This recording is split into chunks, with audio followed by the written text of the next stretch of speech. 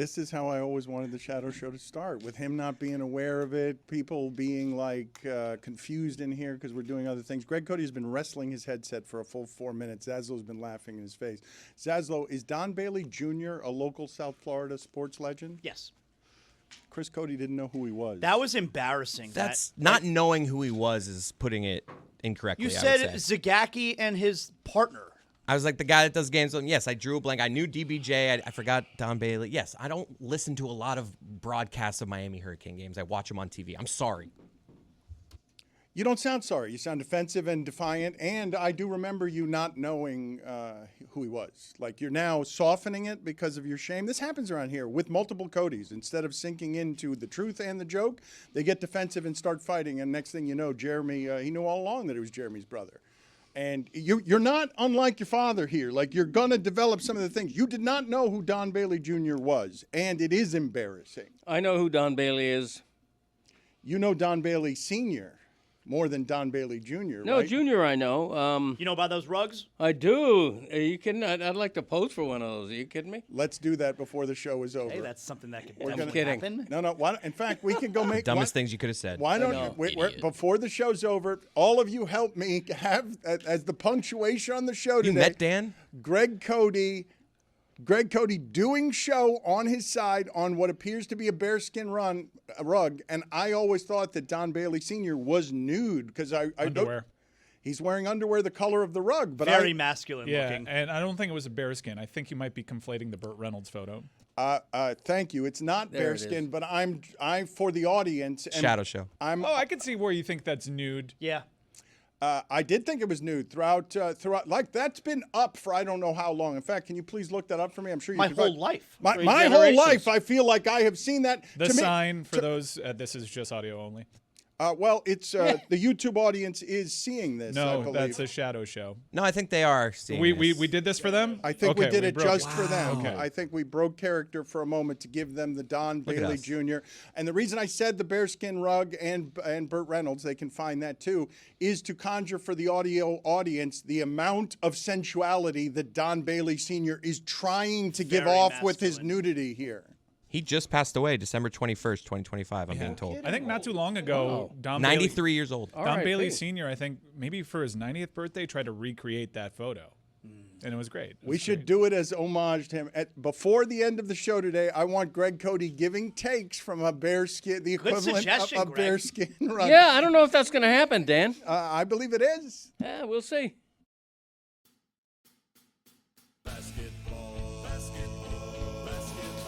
Basketball is back, Jack. Time for our favorite winter sport. The summertime is over, so let's head down to the court. Time for the tip-off. Give me fast breaks on the attack. Will you shoot a three or take it to the rack? Basketball is back, Jack. It's a dream shake down in the post, or a killer cross you love the most. When the offense tries to run and gun, is it man to man or box and one? It's big plays and talking smack. That's how you know that basketball is back, Jack. Let me hear you say basketball, basketball, basketball. Basketball is back, Jack. 360 dunks and pick and roll. And we're gonna watch it every day till they raise the Larry O. Hard fouls and hook shots. A dagger three and hack a shack. If you say this game's the best, I'll say it's a gag. Basketball is back, Jack. Basketball is back, Jack. Basketball is back.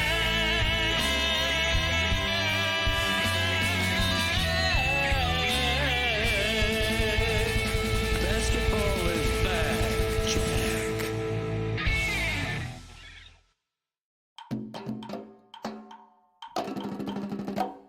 Oye, Pablito, what's good, bro? Mira que yo resuelvo. How Cuban are you, okay? Aquí vamos a ver de verdad quién es el cubano arrepentido. Billy Corbin. ¿Qué ponen ahí en ese aluminum tin? De pingao. Cortaditos. Cookies, always cookies. Dale. Yo estoy en la ducha, estoy en la casa. I haven't even left yet. Dale, mi hermano. Ahí estamos. They're 2 paladas. I don't know what talco is. Oh, Jesus. He's a guy who is blank prick. Mira, una colada que compré aquí. Por tu madre. I imagine it would be like, yo mama, por tu madre. Compota, is that like the raspberry compote they do on Great British Baking Show? Saludos. That's great to hear. ¿Cómo sentimos de los huracanes? Oye, los huracanes. La Universidad de Miami y los huracanes viven en el corazón de nuestra familia. How'd I do? Guess where we're doing the party? We're doing it at Bird Bowl. Is talco and baby powder the same thing? Yes, you doofus. All right. What kind of Cuban are you? I love you, Miami. Basketball is back? Better be talking about Jay Lucas. I'm telling you right now, basketball is far from being back. Although I do have an eye on the Ja Morant situation and the Giannis situation. Hey now. We'll get to all of those things. At some point, I suppose we'll get to the University of Miami being a tournament team, because they are. They've only lost twice. But football is everything that has been consuming us around here. And I want to start with Mike Tomlin for this reason. Back when this show was starting, and this isn't really journalism, but it was kind of journalism, there were things happening around the Dolphins that were chaotic and funny. And one of them was that a person named Joe Bailey was hired to find a new CEO for the Dolphins. I love this story so much. I'm so glad we're good. starting with well, this. but because to watch what's happened in the last 20 years has been unbelievably funny if you're not a Dolphins fan. They were thinking about hiring a CEO, and so they hired somebody to go hire that CEO, and he did a worldwide global search. It was like a search firm. Yeah, and the head of that search firm did a worldwide global search and found the best candidate in the mirror of his bathroom. He appointed himself the CEO. I can do this job. And then when it came time to hire a coach, Mike Tomlin was available to him, and that person was overheard by employees at our station saying that Mike Tomlin was too hip-hop to be hired by the Miami Dolphins. Now, never mind that Mike Tomlin is the opposite of hip-hop. They went with Cam Cameron, by the way. Yeah. who is also the opposite of hip hop. Like, if I may, because this story about Mike Tomlin being so hip hop, like no one knows the origin of it. I've heard everyone. Like, I'm the guy. Like I asked, like we were talking. I was producing the Dolphin Hour. It's a great scoop. Or interning at the time, just so like you want some credibility behind it. The conversation went as such. I was talking to Joe Bailey. And Jimmy Cephalo was there. Oh, yeah. And this sounds like it happens to know. This was, but like I've heard it for 20 years, and like everyone's like, "Oh, is that true?" Let me stack my credibility against it. Yes, it is. We were talking about the Dolphins head coaching search. I volunteered, as any 19-year-old intern would at the time. I'd wait for people to stop talking and offer up my own opinion. I like Mike Tomlin. You did that back then. Back right? then too. Back then, but back then too. You don't do that anymore. Back then too. You were doing the Mike Ryan show for them. Back then. Talking sense. Yeah. But I said I like Mike Tomlin. I nailed that one, by the way. And Jimmy Cephalo goes, "Joe, you met with Mike, right? What'd you think?" And he kind of pshawed to hip hop. So that's how that story went. It's 100% true. And this is in front of you. And Brandon Guzia. Can you imagine the balls on Joe Bailey to say something like that in front of two kids? Well, do you imagine the balls on Joe Bailey doing a worldwide global search and finding the best applicant in his bathroom mirror? Because that, to me, is the audacity of what happened there. But in the 20 years since, like, to see what's happened in the 20 years since, can Jeremy please find for me the list of Dolphin coaches, the number of Dolphin coaches that they've had since then. But the extraordinary circumstance of the following, which is, after being proclaimed to hip-hop 19 years ago as a young man, Mike Tomlin, since then, no matter his team, has had a winning season every year since. That is almost a statistical impossibility. Do you know how hard it would have been to get good odds on that? 19 years ago, will this person who's too hip-hop for the Miami Dolphins, according to their search firm head who appointed himself the CEO, will have a winning season every season since, so that yesterday, after 8 straight seasons of not winning a playoff game, he steps down and people are surprised and eulogizing him because they are indeed amazed. Well, the Steelers have had only 3 coaches, and this one is stepping down after 19 years. We all understand you got to win playoff games in 8 years. But I think Zaz might be able to do this off the top of his head. Dolphin coaches for the last 19 years since the Dolphins thought that Mike Tomlin was too hip-hop. Let's get Zaslow to try and see if he can get all the interim coaches here, too. All the names since Mike Tomlin was not hired by the Miami Dolphins. But to have that put against the Dolphins never winning also in those 20 years and having this assortment of leadership changes while the Steelers had only Shula in charge for 19 years. They basically put Shula for 19 years. They got a chance to hire another Shula. I want to get Greg Cody's thoughts on hiring Chris Shula because to me, there's no better candidate than that. That's the best candidate there is for the Miami Dolphins job, I think. And it's not just the name. It's go get me one of the McVay guys who's going to do things smartly and differently and youngly. But give me your list, Zaslow. Yeah. See how close you can come. I'm pretty sure I could do it. Cam Cameron, then you had Tony Sperano, Dan Campbell, interim coach. You're skipping a different interim coach and different head coach. Jim Bates? Oh, Todd Bowles. Todd Bowles is the interim coach. Yeah, Jim Bates was once at. Todd Bowles, all right, Sperano, Dan Campbell, Adam Gase. Joe Philbin. Philbin was before. Brian Flores. And here we are, Mike McDaniel. I think you're That's going right. to. So you went missing Cam Cameron. Any interim coaches? It's Cam Cameron, Tony Sperano.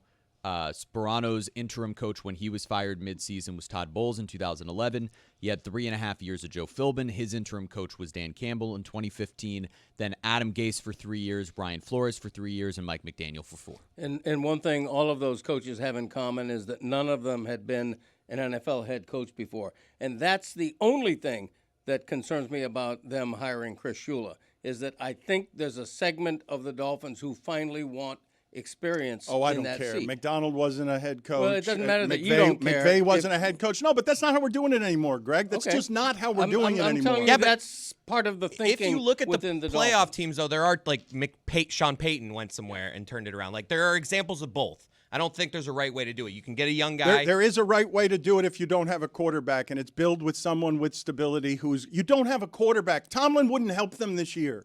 Tomlin's tried for 8 years to win without a quarterback. That's how it goes. Like, don't Tomlin, don't Harbaugh. Those guys can't fix it.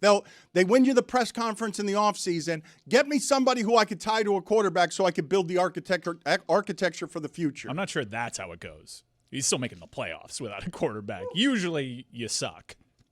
I'm saying it's not good enough. Ultimately, at the end, Pittsburgh fans are fed up with Tomlin, even though I don't believe that they should be, because he has gotten the ceiling from that team.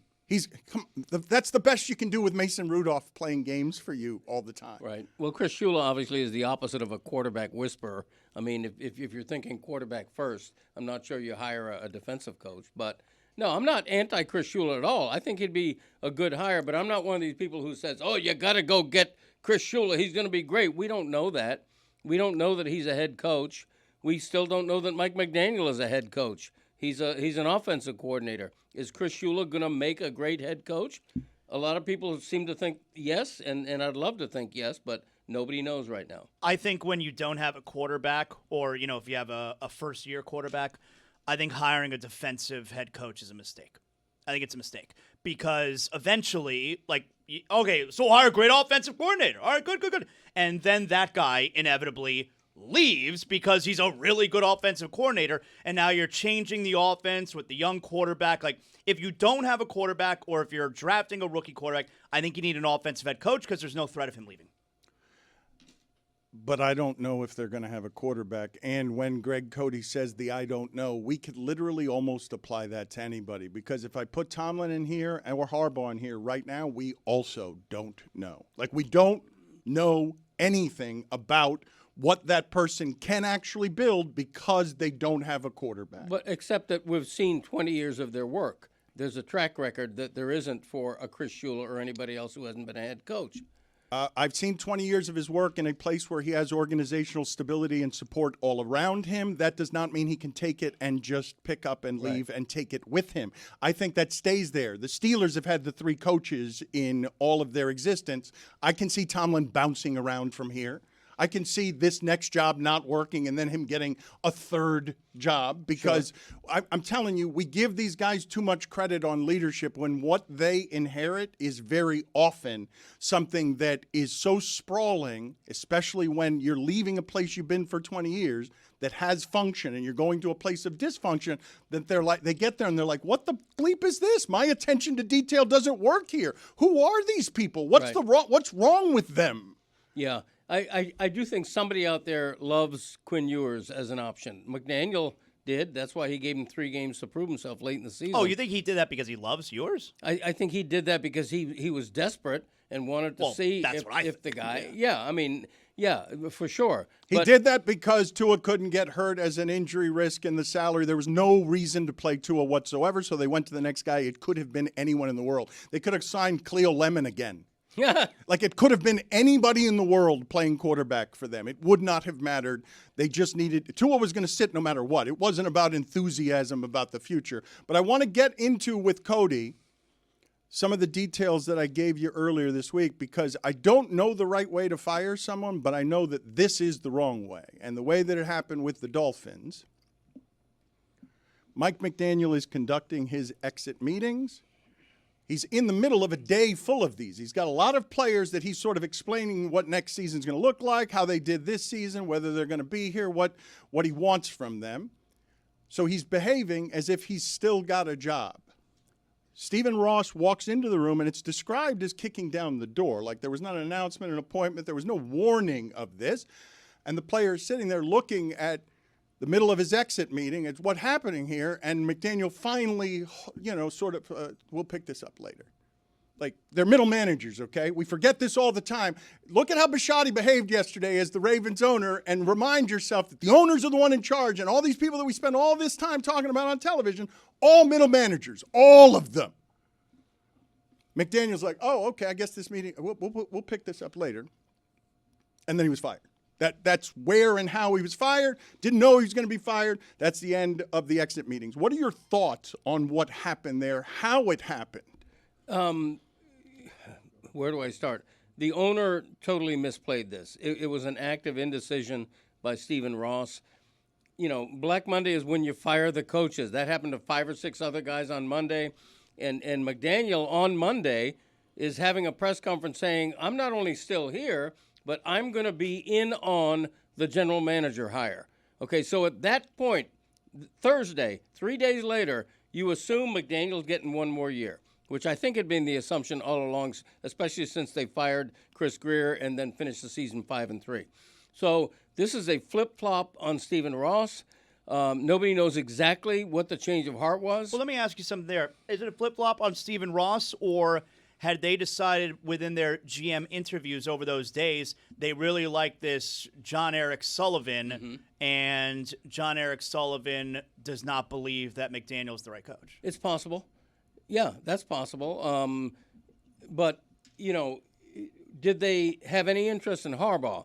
If they did, then you don't want to hire a GM before you hire Harbaugh, because Harbaugh wants to have his say in the GM. So that's going to all come out. To me, Harbaugh is still the king of the available coaches. I know some disagree. If I have a chance to get John Harbaugh, I'm going to hire him.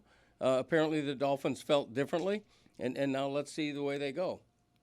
What are your thoughts? Because everyone here was eager to hear your Dolphin thoughts, and we haven't gotten to enough of them. You are a Dolphin apologist, Dolphin homer, the author of historian. Dolphin historian as well, Thank the you. author of a Dolphins book. Fins at 50. Your thoughts on their management structure and the argument that Mike Ryan and I have been having for about 10 years. I believe Stephen Ross is the worst owner in the history of this town, Right. even though he's done some good things that don't have anything to do with football. Stephen Ross has been great at development, at building around the stadium, at bringing in F1, at bringing in tennis, at doing all these other ancillary things. The only thing he hasn't done is put a winning team in his stadium, the stadium that Joe Robbie built, by the way. I always like to remind people that, which is why we're getting the World Cup, because Joe Robbie had the foresight generations ago. The stupidity bankrupted his family. It did. But it was good for... Good foresight, though. It was good for reminder. the town. Good it foresight. was good for the town. Joe Robbie did what no other owner has the balls to do, which is build his Go own bankrupt. stadium. Okay. Well, you can put a bad slant on Joe Robbie if you want. I'm not putting it on Thank Joe Robbie. you, Joe. I'm not. Thank you, Joe. Thank you, Joe. Thank you, Joe. I'm not putting a bad slant on Joe Robbie. I'm By saying he bankrupted his family. It sounds like you're putting a bad slant on And him. the way It's a that you said fact. it, I don't know. It's just if that's how the way you talk. It doesn't right, seem like you're building up the family at the moment. No, not at all. I'd love for rich people to go bankrupt on my behalf. it's a fact. Zaslow wants $50 million a year for Harbaugh.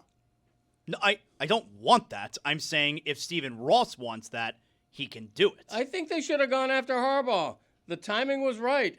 Now, whether Harbaugh wants them, he's vetting teams. Teams aren't vetting him. And quite frankly, unless he's enamored of Quinn Ewers, there's no way he's going anywhere near the Dolphins. Can you imagine coaching Lamar Jackson and then being enamored with Quinn Ewers? Put it on the poll at Le Batard Show. Can you imagine coaching Lamar Jackson and then being enamored of Quinn Ewers? A theory that I like about John Harbaugh was, he was going to take a week to himself and be with family before he started accepting any phone calls. I think he was just waiting to see the result of the Bills game. It is funny. Let's get the Bishotti sound. This person, we hear from him, I don't know, every 10 years. He comes out in what can only be described as a mafioso suit every time. I don't know who his tailor is, but it is clearly someone who tailors gangsters. I've come around on this guy.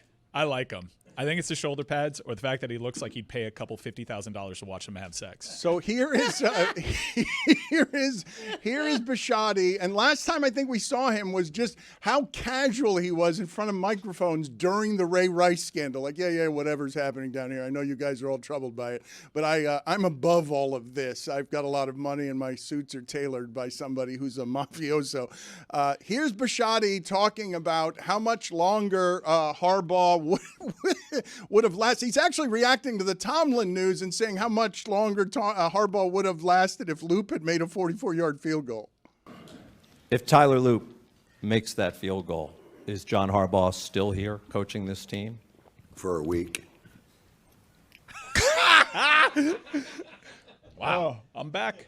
It's very disrespectful, Harbaugh. It really is. It is. It totally is. I love how it just undercuts every talking head topic du jour talking point from the last week. If he makes a field goal, Tomlin's the guy that's up. Nope. I know we talk about them a lot, the coaches. We care about the coaches. These guys view those guys as meathead middle managers. Like, we're the money, we're the power. You win for me, I'll get someone else who wins for me. Here he is talking in general just about the Tomlin firing. In Pittsburgh. He did? Is it official? That's what I keep hearing. So, is he a candidate here? Oh, Mike, wouldn't that be awesome? His teeth. Only if John takes the Pittsburgh job. Funny. Wow. Wouldn't that be interesting? I don't know. That thing last week maybe disqualified him for my opening after our kicker missed a kick.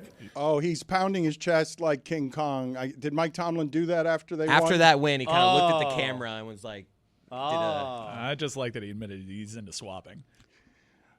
He does look the way that you say he looks. He looks leathery. He does. He looks like a great deal of success. But again, when I tell you guys, I actually learned this at ESPN, the gulf of difference between who's in charge, the number one skipper, and the number two. How about Biscotti just looking around the room? Is he a candidate for us? Yeah. Is it biscotti or biscotti? Whatever. Did you make him an airplane cookie? I did because I'm always thinking like my dad about cookies. I always go for that cookie first. It's It's a like great Cheez cookie. It, or it's Sun Chips, or it's the it's the pretzels, or those cookies. I always go with those cookies. But if they're the garden salsa sun It's chips, always the garden salsa. I like the garden salsa. I do too, but I like the sometimes That's I, good stuff. Sometimes I have the balls enough to say, can I have the cookies and the Sun Chips? Yeah, can we put up the telestrator real quick? Because there's a still image of Biscotti, and Secret to Aging, he's looked like that for 20 years.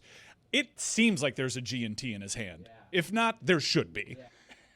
You know what? Thank you for doing that because I every once in a while will be watching like just old comedy roasts, and Dean Martin was drunk across 2 decades on television doing all of his performances and smoking cigarettes during his act. Yes, and he always had a drink in his hand. I seem to recall that when he was talking about the Ray Rice stuff, Biscotti was also holding a water that he drinks smugly. It's a cigarette that I drew. I don't know. Yeah. Thank you for explaining that. All right, let's see if you have the restraint to not draw a penis. Put a little smoke thing at the end of the cigarette. Just That to could look like make something that else. clear. Spell out pee-pee. Greg, the Dolphins, when you see Harbaugh is vetting teams, they're not vetting Harbaugh, and he's not even making a phone call. Like he's doing phone interviews and Zooms with others, is not doing anything with the Dolphins. What gives you the confidence in anything that you've seen publicly or even reported by people reporting things that the Dolphins don't want in public that suggests to you that they know what they're doing here? First, Diana Rossini said yesterday on this show that the Dolphins have been in touch with Harbaugh, which I believe. I believe Diana Rossini when she says that. But that he hasn't talked to them, he doesn't Right. want to talk to them. It's being reported that it doesn't seem like there's much interest there. No, because when they hired a new GM, they eliminated themselves from Harbaugh. Do I trust anything the Dolphins do at this point? No, I don't.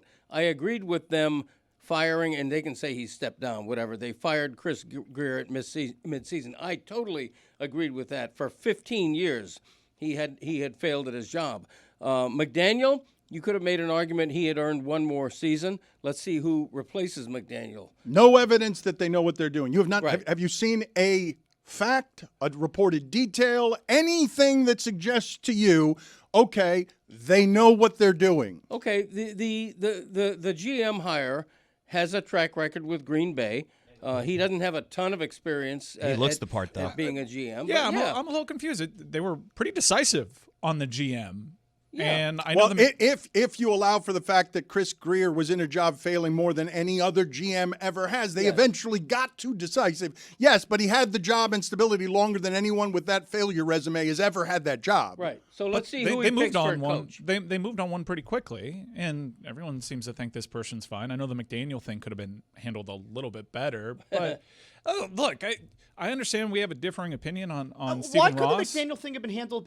What did they do wrong with McDaniel? They just waited a little bit. They waited 3 days. They're They saying- gathered as much information as possible, then made a decision. Putting He was the just putting coach him, for 4 years. putting him out there on Monday to do that press conference where he says I'm going to be part of the search and firing him 3 days later just seems like you're not really you don't know, you're flying by the seat of your pants. Yeah, that's a little sloppy. Yeah, that was sloppy, but I think if I could piece what happened together is every single one of their GM candidates were asked, like, what would you do here? And they were all That'd like, be well, my guess. we'd blow out the head coach. And Harbaugh became available in those couple days. Yeah, but I honestly think it has more to do with maybe the information that popped up when they were interviewing all their candidates, and their recommendation was move on from Mike McDaniel. Yeah.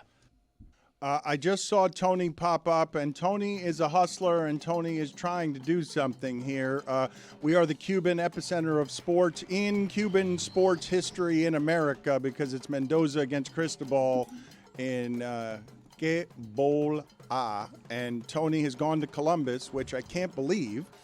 He's outside of Columbus at the moment. Well, he's trying to get to Columbus, and Mike and everyone here tells me that I don't understand what a bubble I live in and how much Miami hates me and how much Cuban Miami hates me and how much Columbus hates me, and he doesn't think well, Tony is always confident, but everyone here thinks Tony can't get into Columbus because if you're not familiar with Columbus, its facility, it's a college facility. Like, they've got a lot of money, and when you go into Columbus to train, you're like, holy shit, this is not like anything else in Miami. All the Cuban money is in these facilities where they're very good at sports, and they've gotten they've made it important to be good at sports, and it's not welcoming to me as somebody who is El Gusano in Miami. So, Tony, you're confident you can get in there because you're confident about everything, but nobody here is confident you can get in there.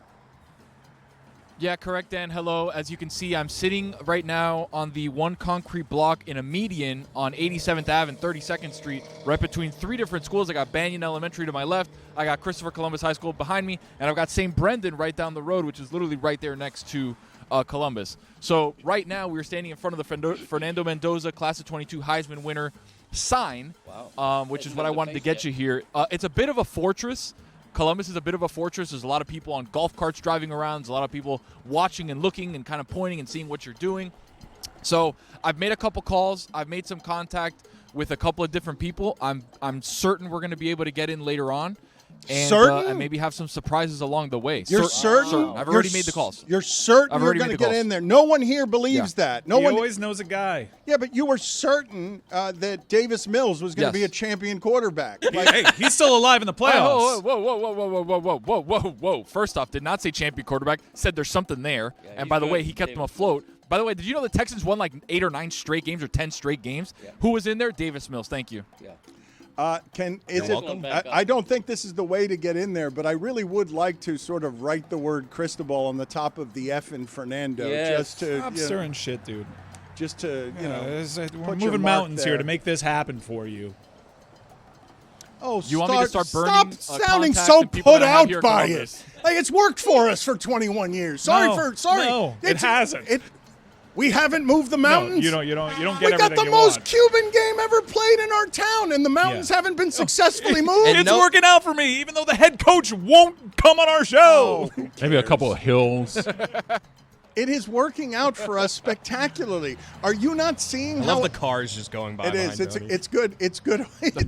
It's good Sean, audio. pan over here. I'm literally standing on the median. Like, this is where I'm dangerous. Next to a light pole. Like, I'm actually on the median right now. Let's see what we have here. All right. Speeding fines doubled, by the way. I'm keeping an eye out here. All right, we will check in with you later here. Do you have anything else you want to tell the people about Columbus, though? Because it's my understanding that all, ESPN especially, but that all the major media entities that are trying to tell the stories of this game are going or trying to go to that school because a Miami school has never been in the position it is for this game.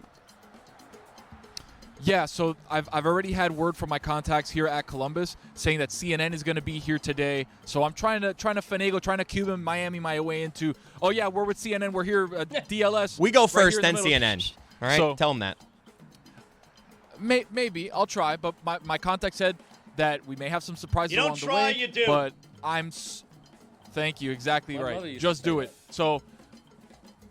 Really interesting. So there's a fortress here. We're trying to break in. We're trying to get in. I've already made contact. Don't try, do. They told me it's certain. Que ya es cierto. Que Greg, 100%. Jesus Christ, Greg, like What just happened there?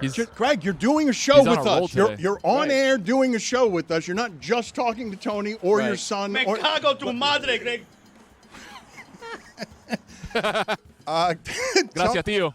Tony, thank you. We'll check in with you later in the show. I won't remind anyone that you said Will Levis was going to be Dan Marino. See you later. No. I said if you squint. Bye, Tony. He Fade had some him down. plays that looked That'll like be enough of you. Bye, Tony. We don't need him to defend his position. there. Speaking of people who should be faded down, let's go to Jeremy Taché here in a moment because Jeremy Taché came in here swaggering today, and he thinks everyone here is really dumb.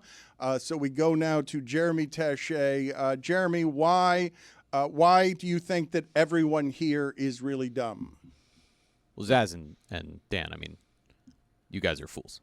Like, how stupid do you feel after watching Bam Adebayo drop 29, 9, and 4 on the Suns last night, a really good team, right after you said he should be traded? Hey, Dan, remember when you said Bam should stop shooting threes? I know. And then he hit 2 threes right in your face How to many take did he the hit last lead. night? 5? Did he hit 5 He went last night? 4 of 6 from 3 last night. And one of He them shot is toe. One of them we 67%. thought was a 3 in the fourth quarter. His toe was on the line. Oh, yeah, it so would've he been- kind of hit 5. It would have been 5 of 7. I mean, he's spectacular. Like, to watch that guy have the type of game that he did defensively to anchor that team against a team in the Suns, again, that's been really good. That's 8 games over 500 in the Western Conference. To watch a guy like that, and then to watch you guys trade the man who is now second in Heat franchise history in scoring. Okay. His value will never be higher. That's the best he's ever shot. Is you still trading him? Okay. I cannot believe your dumbass would trade Bam Adebayo. Okay. A player who has been nothing but spectacular for this organization the entire time he's been here. Mira, here's what I said yesterday. I would trade Bam, not because I don't like him, not because I don't want him on the team. I do want him on the team. In theory, I don't want to trade Bam Adebayo. But I don't believe, based on all the information we have in Bam's career, I don't believe you can build a championship team when Bam's salary goes up to $50 million next season. I don't believe it's possible. I don't believe he's a good enough player. And I think he's a player you could win with, but not at $50 million. So, it's not like with Tua. I don't think you could win at Tua. I don't care if they're paying him $1. I think you could win with Bam, but not at $50 million against the salary. They're not going to win. The Heat are not going to win a championship with the core of Bam, Tyler Hero, and Norman Powell. It's just not going to happen. Now, trade Bam for Giannis.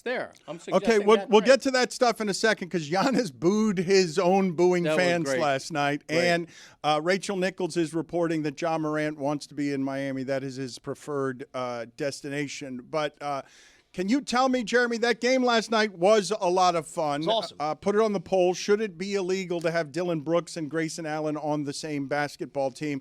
Dylan Brooks lost the game with his silliness, and he was super annoying. And you'll have to give me some historical context. I have not seen Norman Powell that mad. Norman Powell does not, he kind of strikes me as maximum professional guy, and he's just out there to really grind through his job. So when you've annoyed Norman Powell enough that he wants to fight you, you're being particularly annoying. How rare is it for Norman Powell to react that way to somebody? I have never seen Norman Powell react that way to anybody.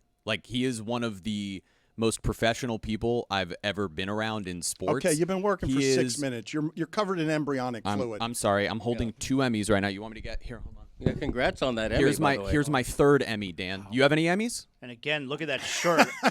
You have any Emmys? I do not. I don't respect television. Nick Wright is next. There's a reason they call me Jeremy. I'll give you 45 seconds on the Marlins before we get to Nick Wright as a reward for being right just yesterday and only yesterday about your Miami Heat. First of all, I'm right every day about the Miami Heat. Second of all, Ryan Weathers and Edward Cabrera have been traded away from the Miami Marlins. They were 2 pieces of the Marlins rotation. Now, Ryan Weathers barely pitched last year, so they just traded him to the Yankees for 4 prospects. They acquired Dylan Lewis, who's a high upside center fielder, and they acquired 3 other prospects. The reason they got those prospects in particular is because they really fell in love with the value that they could get there, because those are the guys they were discussing in the Edward Cabrera trade. Edward Cabrera just had a career year, a guy that you couldn't really rely on up until this past season. The Marlins pitching staff and their new throw nasty strikes mentality really unlocked something in Edward Cabrera. So they feel like they're selling high on him. They acquire Owen Casey, who was the best prospect that was traded this offseason. A left-handed hitting outfielder with a lot of power, a lot of potential. He was just blocked in Chicago, but they called him up late in the year. He's a dude who has raked in AAA. So with him, they acquired a major league ready bat who's going to contribute this year. They acquired 6 other offensive prospects to be able to really continue to stack their farm system. And this is what you're going to see from the Marlins. They're going to find value where it's necessary. All right, that'll do. So that's enough, man. I said 45 seconds. I thought we were going to have a timer. I thought that we had a whole thing that we were going to do, and instead it's just him yammering. Talk Marlins before Canes? What the I mean, a little weird right there. Yeah, that's crazy. Mike Ryan, you're being someone who is getting, and it's only Wednesday, your levels of agitation, of emotion. You're coming in here every day, ripping Alabama's quarterback. You're ripping. You're finding ways to be more and more emotional. And we're still 4 days out. I don't think you're 4 games. No, it's more than 4 days. It's. I think I've been chill. Friday, 5 days. Saturday, I think I've been chill. Sunday, Monday 5. I reject the way that you're framing me for the audience. You're not emotional? No, I think I've been great this entire run.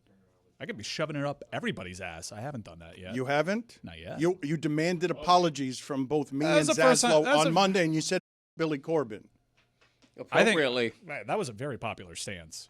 It really was. The He was comments thinking for America. The right comments on Twitter, Yeah. which can be nasty, seem okay. to agree. Okay, well, we should all follow that.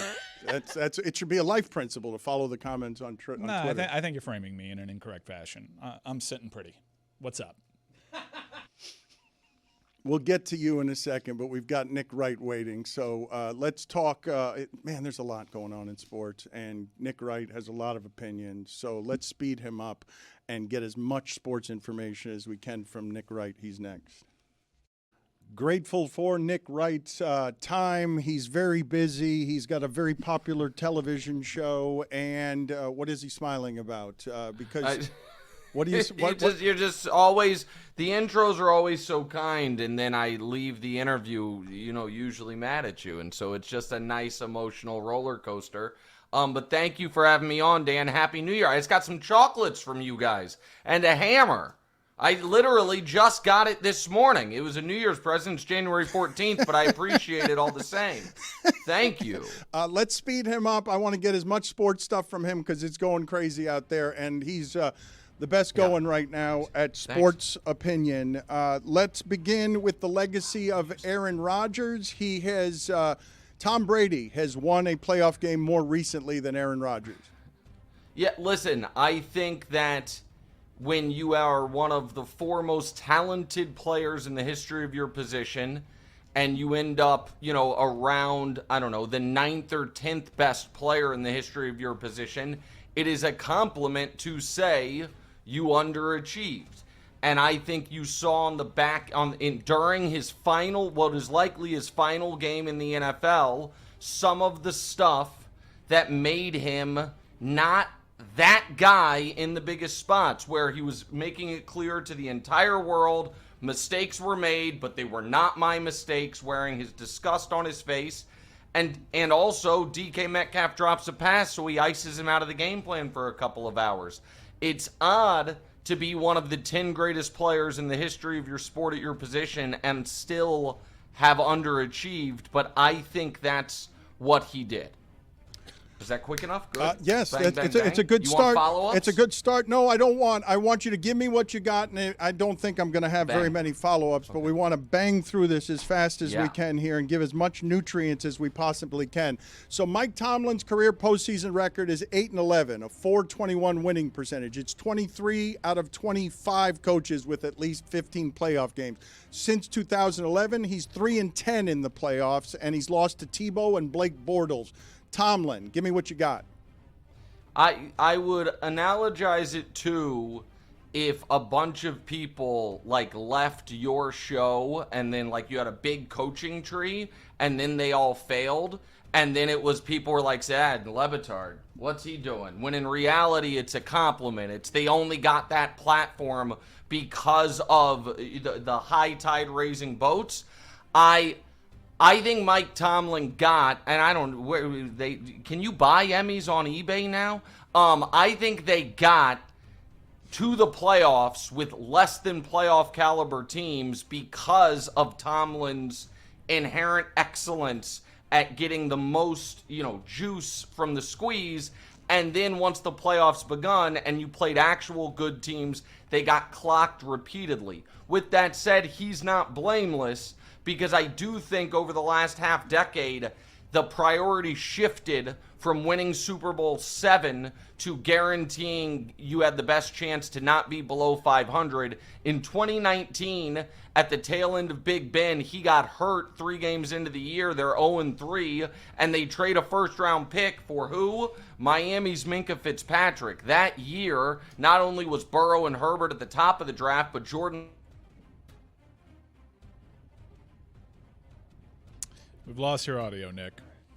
We've lost your audio. Would never there. happen to me. I blame Jeremy. That couldn't be me. That has to be on your guys' end. Okay, we like accountability. Do you guys have me? around You're here. back we do now. We got We you just back. lost Okay. the last couple of sentences of what you said. All right, very quickly, sorry, don't count this against my time. 2019, they trade away their first-round pick to add Minkah Fitzpatrick, even though Big Ben's out for the year, because they want to find a way to get to 8 wins. They do. They don't have a first-round pick when Burrow, Herbert at the top of the draft, Jordan Love at the tail end of round 1, a team that had a quarterback but looked ahead, Jalen Hurts at the beginning of round 2, a team that had just signed Carson Wentz, and then even this past year, when you sign a 41-year-old quarterback, you know that's not a long-term plan. Fine, so be it.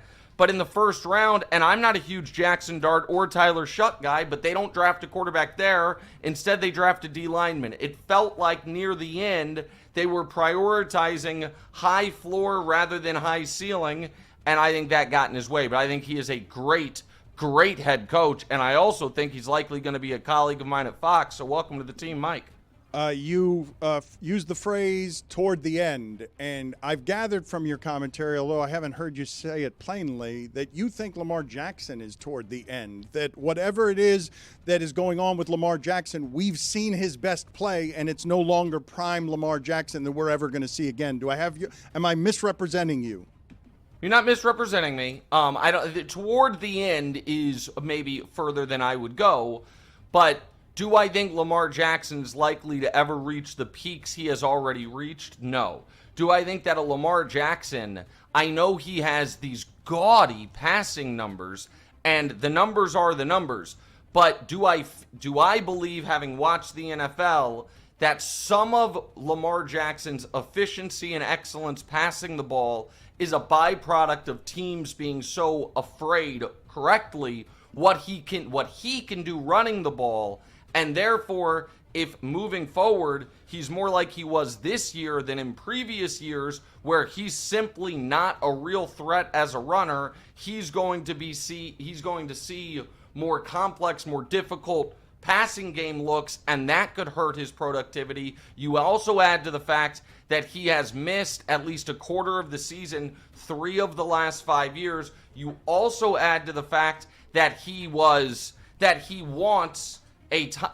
understandable, a top of market, brand new, fully guaranteed $60+ million a year deal.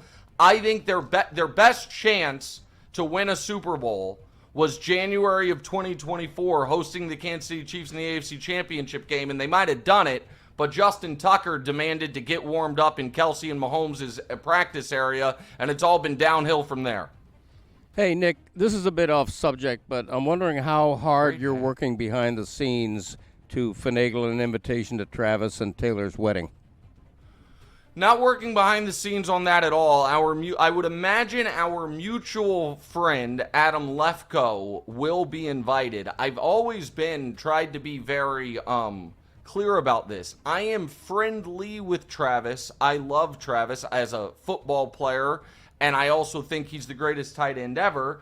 But Travis and I do not have the extent of our personal relationship is in the past we had an annual meeting in mid-February in Kansas City at a parade that was always held, and then we'd go get drunk afterwards. That's the extent of it. So I don't think I'm in the wedding party circle. Now, if Patrick were getting married, I think maybe I'd get invitation. But Patrick has been married for a long time, has a beautiful family, wonderful wife, and children.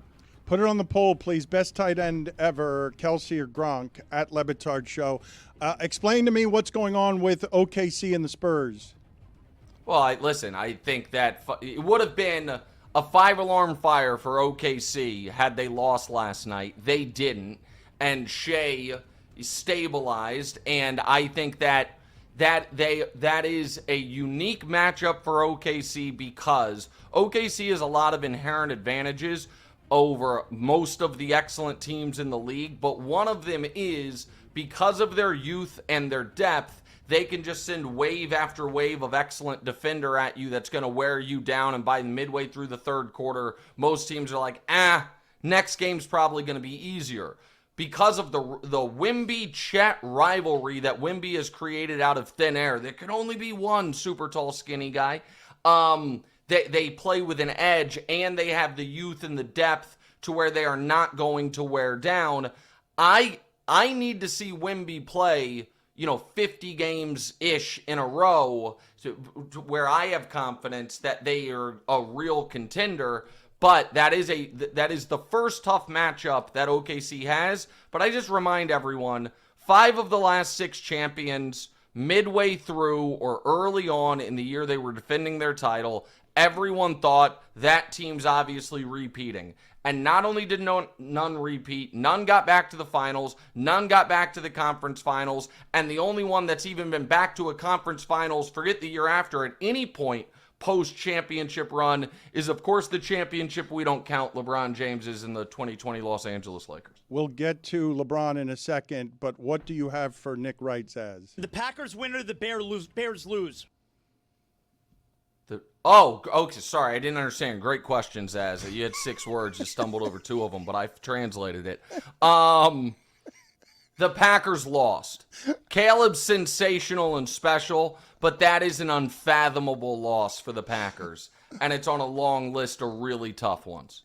I thought that was the most improbable playoff loss ever given the time and situation. Obviously, the Patriots being down 28-3 in a Super Bowl is a bigger thing, but just to have Golden score his first touchdown of the season that way, to go up 11, to have the Bears in 4th and 9 late in that game, I really did think it was almost impossible to lose that game. So I've never seen a game lost like that. So to go back a few years when everyone's golden boy, look at the arm talent. Justin Herbert had his first of what ended up being a trilogy of truly awful playoff games. And by the way, this is one where the first was the worst, meaning it was the least much of a meltdown for Herbert. All he did was blow a 27-0 lead and make 0 plays. Who knew the sequel, he'd throw more picks in a game than he did in his whole season. And in the trilogy one, he would simply just be like, I'm not throwing the ball, and score 3 points. But I'm remiss.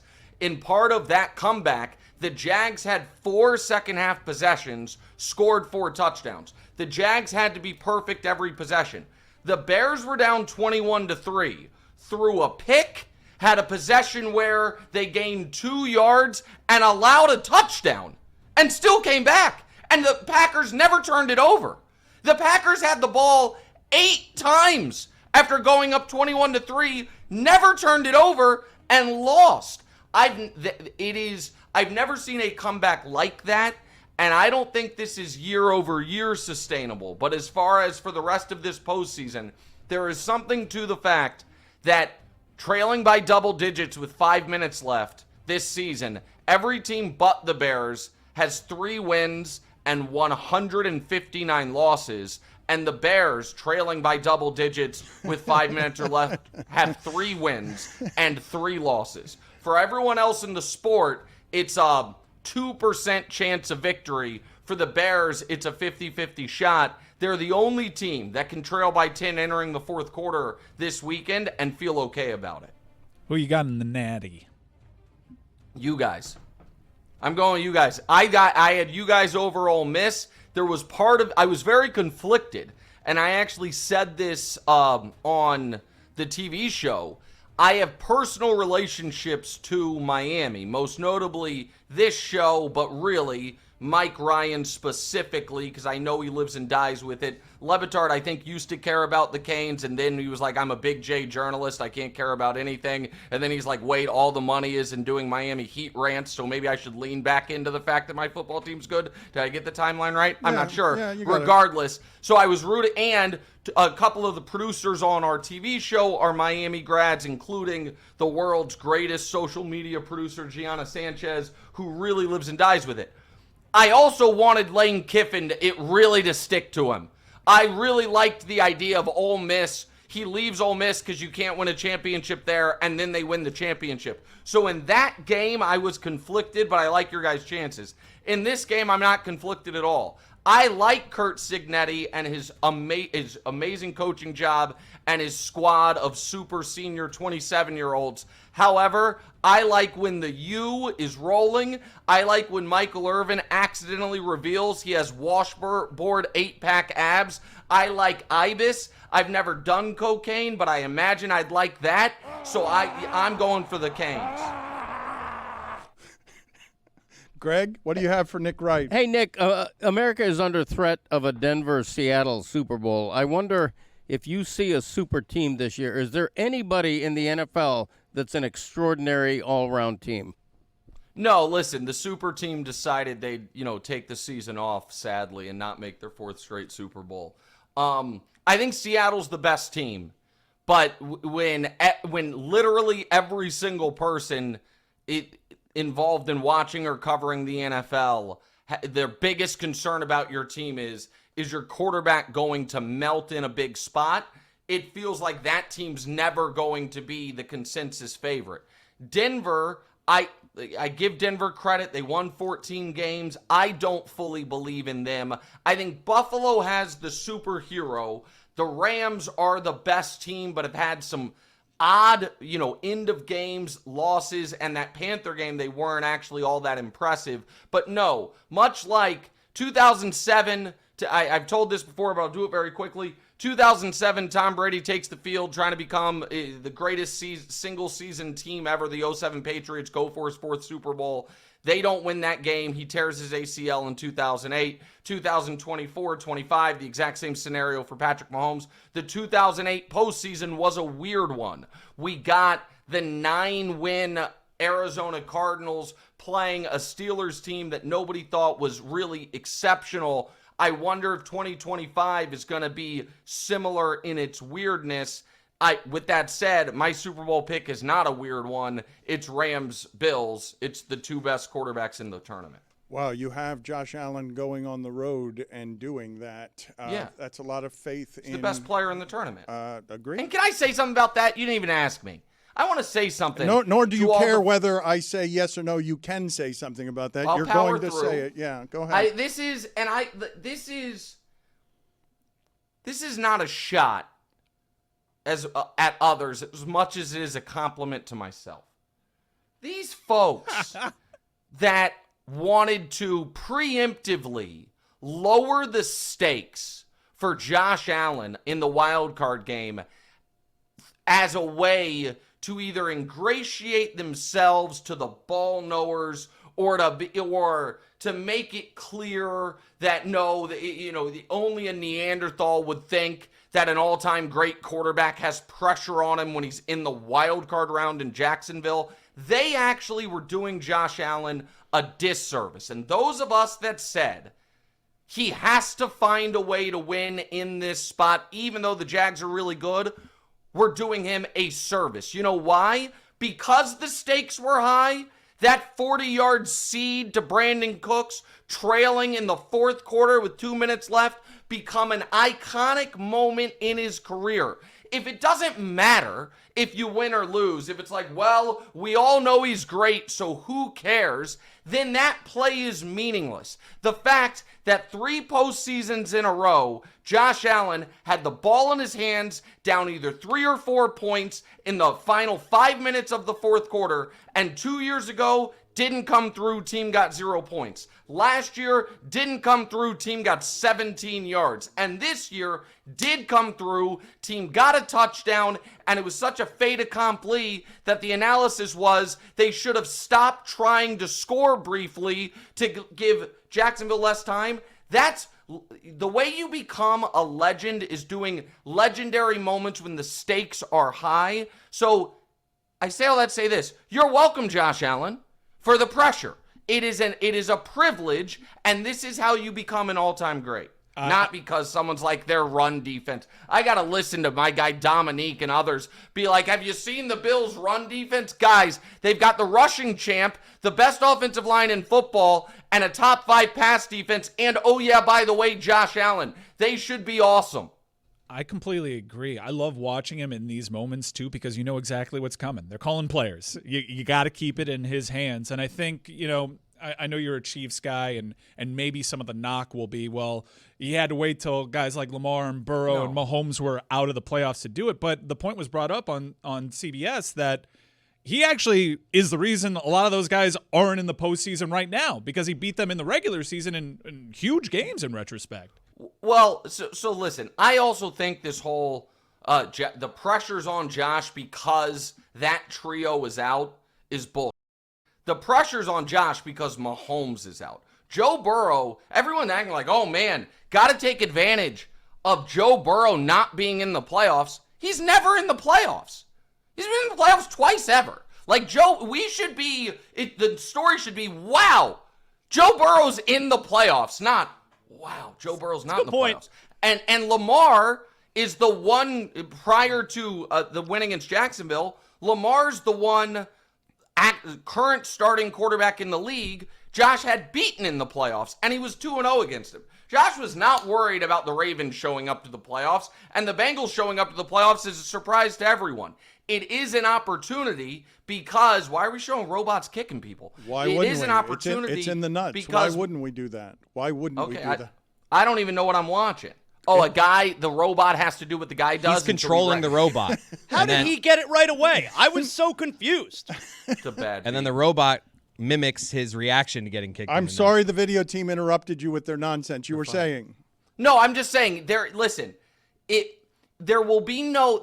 I also thought that CBS broadcast, I thought when they're like, now don't you go say... You're good, buddy. You're my guy. Don't you go say that there's an asterisk on this because the Chiefs... Nobody puts an asterisk on championships unless LeBron wins them. We all know that. There is no NFL champion asterisk since the strike season, and I don't even know if that's an asterisk because if I asked this Emmy-winning crew when were the strike seasons in the NFL, they're going to go 0 for 100.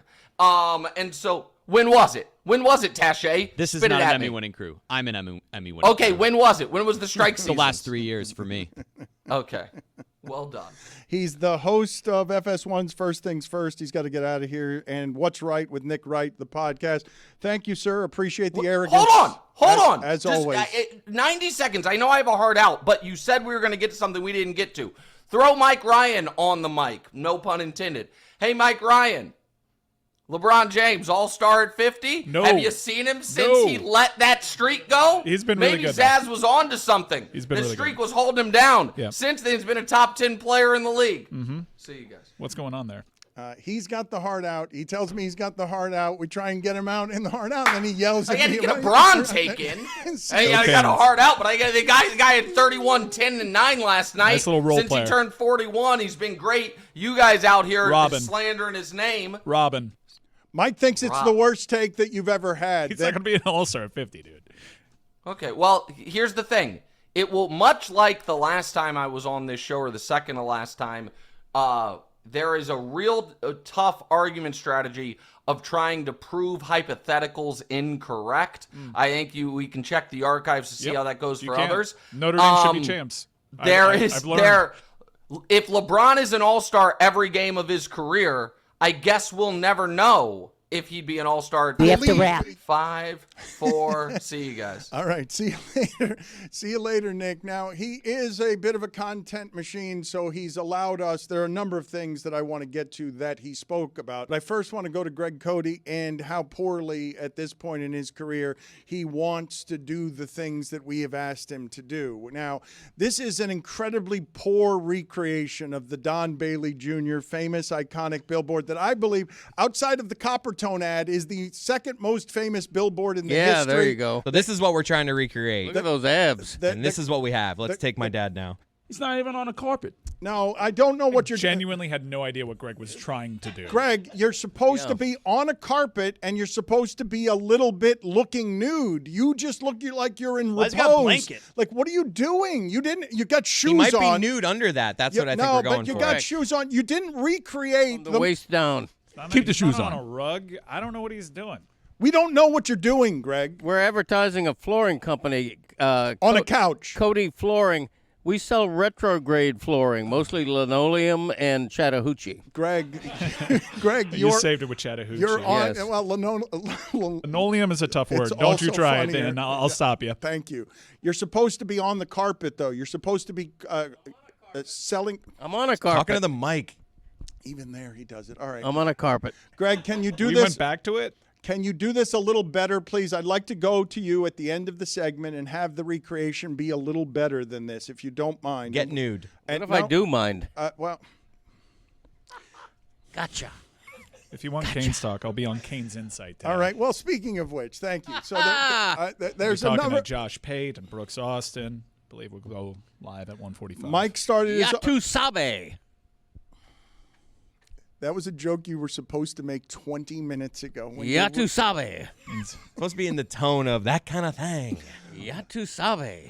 I'm saying you know it. And is you know it. I thought it was that kind of thing. Oh, whatever. Bingo. You guys are really ruining this whole week for me. Sorry, Mike. Oh, sorry, we haven't done enough UM. We haven't. All right.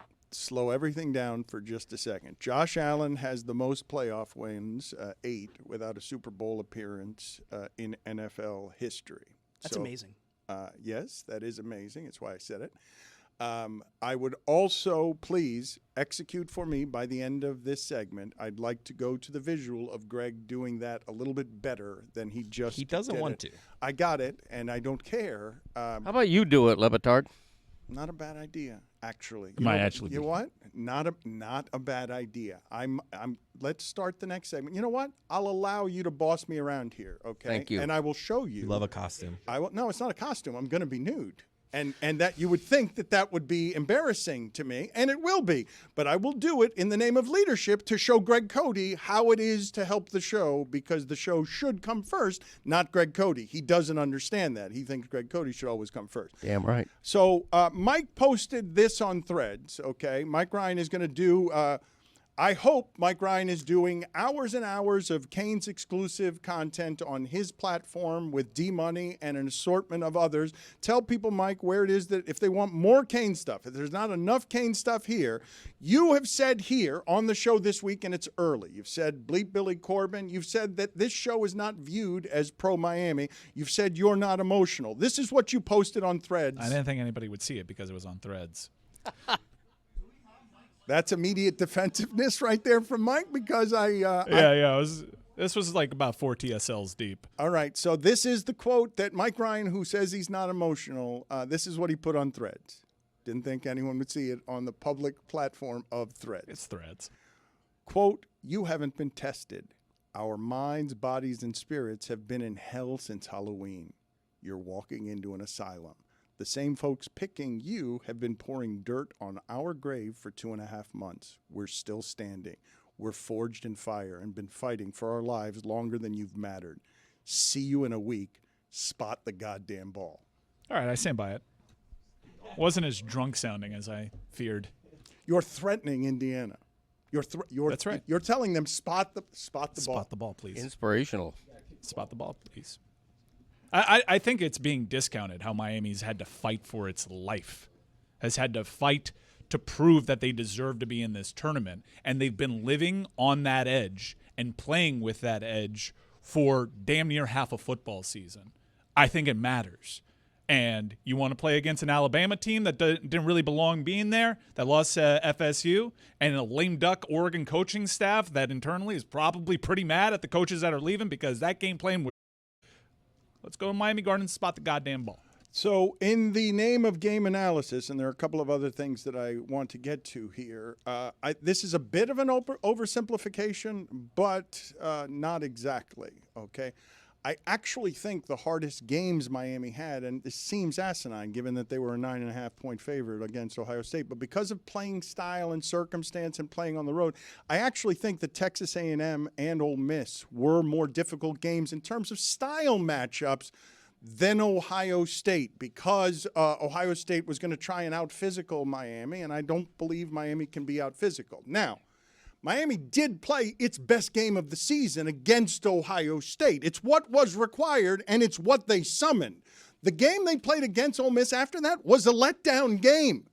They played really, really poorly against Ole Miss.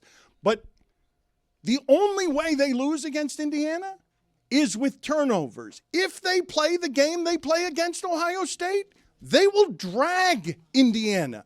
If they play, now it's their best game of the season, but it's what I'm measuring them against. I'm expecting their best game. And admittedly, that's a dangerous thing to expect when Mario Cristobal is your coach reputationally.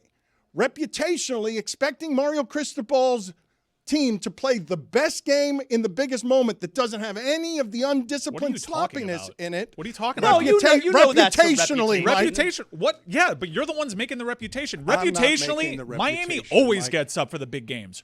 Always. Mike, Cristobal. Mario Cristobal teams always get up for the big games. What are you talking about? Mike. What is the big game? Mike. No.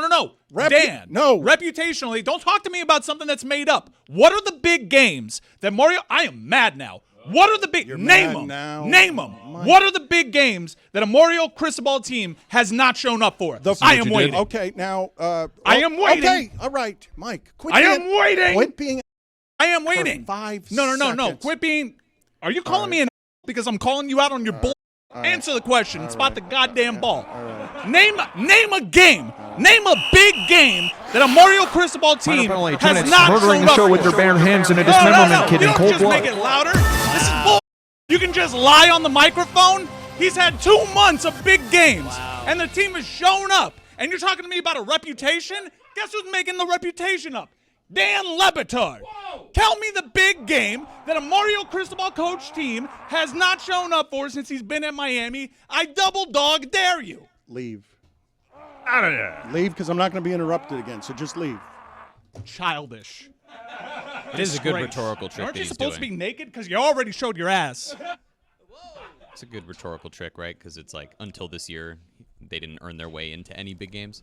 So, just by the standards of this show that has evidently made Mario Cristobal's reputation, Jonathan Zaslow proclaimed before a game this season that the Hurricanes were back, the expectations were back, that everything was fixed, and there would only be disappointment if they did not go undefeated. They lost their next big game against Louisville. It was the next game that they lost after Zaslow said this. Syracuse and Georgia Tech at the end of last season were big games for the conference championship. Right, that's what I would point at. And so they haven't played in that many big games. They beat Ohio State in the big game that they played. Notre Dame to start the season. And Notre Dame and Texas A&M recently. He has helped erase some of the reputation that he had that I did not give him. I was not the one who gave him that reputation. That's not me doing that. That's me being anti-Miami, according to him, who posts on Threads this morning expecting no one to see it. Spot the goddamn ball. Bleep Billy Corbin. What did he say about the minds, bodies, and spirits? Yeah, well, I'll read it again because he says he's not emotional. I mean, the reputation comes from before he got to Miami. He didn't get that reputation at Miami. And then Georgia Tech. He hasn't actually played in that many big games. But he had before. Man, Trista was here before the playoffs started and simply shrugging her shoulders and saying, Cristobal always loses here. This is not something he's going to win. One of the worst takes in the last few weeks. So, quote from Threads this morning, you haven't been tested. He's speaking directly to Indiana. Or maybe he's speaking to Signetti or all the... I think he's talking to defensive coordinator from Indiana. I think he's talking to all the Indiana players who are older than Mike. You haven't been tested. Our minds and bodies and spirits have been in hell since Halloween. You're walking into an asylum. The same folks picking you have been pouring dirt on our grave for 2.5 months. We're still standing. We're forged in fire and have been fighting for our lives longer than you've mattered. See you in a week. Spot the goddamn You get ball. Ray Lewis to read that, and I get goosebumps. Like, I'm not going to, I know maybe coming from Mike's Threads, that doesn't mean anything. That but he didn't want seen by anybody. But man, That's hell, a good idea. Hell since Halloween. Who can we There's get to something read there. that? Well, Edrin James would have been good. Oh. Let's just invite Canes here and see who will read it. Just hurry up and invite some. Hurry up and get me any Cane right now to read that, and we'll see if we can do it better than Mike. We'll see how long it'll take us to get a Cane. It's like the lineup in Usual Suspects where they have to read what the witness said. Like they all try it. We see who sounds the best. And just going back for a second, Dan, just some clarification that I'm looking for so that I can make sure our HR people know. We have watched one of our employees get changed, and you are telling an employee to get naked, but if he doesn't get naked, you're going to get naked. Yeah, in front of I'll everyone? lead the way on this. I'll have to lead the way. Just wanted to make sure. Greg, you can come on in here because you didn't do what we asked you to out there, so you can come right back in here if you want. Now you're even less useful old ankles. visually than you were before. Do you have anything for us here? What did you think about this exchange between me and Mike Ryan? I tended to agree with Mike, if I'm being perfectly honest. I think Mario gets a bad continuing rap based on the end of the Georgia Tech game 2 years ago. I don't know what we're focusing on. All that matters is that the Canes have played must-win games for about the last couple of months and won all of them. And I think the then controversial CFP decision to put Miami in over Notre Dame has absolutely been justified with neon flashing. I don't think it's in dispute that Cristobal gets a bad rap, but that is the reputation. It might be a bad rap, but that is the reputation. You're the ones making it up. Like, he historically, unless it's Kyle Whittingham, and sure, I heard someone make Syracuse a big game. That I guess that tracks. Georgia Tech wasn't. It was just a loss. But he went to Columbus with Oregon in big-time matchups against marquee opponents. When people say that team has more talent than you, Miami teams show up. Even if they fall short, Miami teams show up. They don't get played off. The last time this team lost a game by more than 7 points was 2023. What has he done to earn this reputation? Because I'm looking at the pro column of the wins and the games that his team show up in. He just won a Fiesta Bowl in which you could actually accuse his team of coming out sloppy and flat. He wins these games, and if he doesn't win the games, he plays within the margins, and it's a close 1 or 2 possession game at the very end. What is this reputation? Do we follow the sport? Is ESPN doing this? Is this a PTI Mike Wilbon special? Yes. What is the reputation? It's just not rooted in fact. It's not. It's baseless.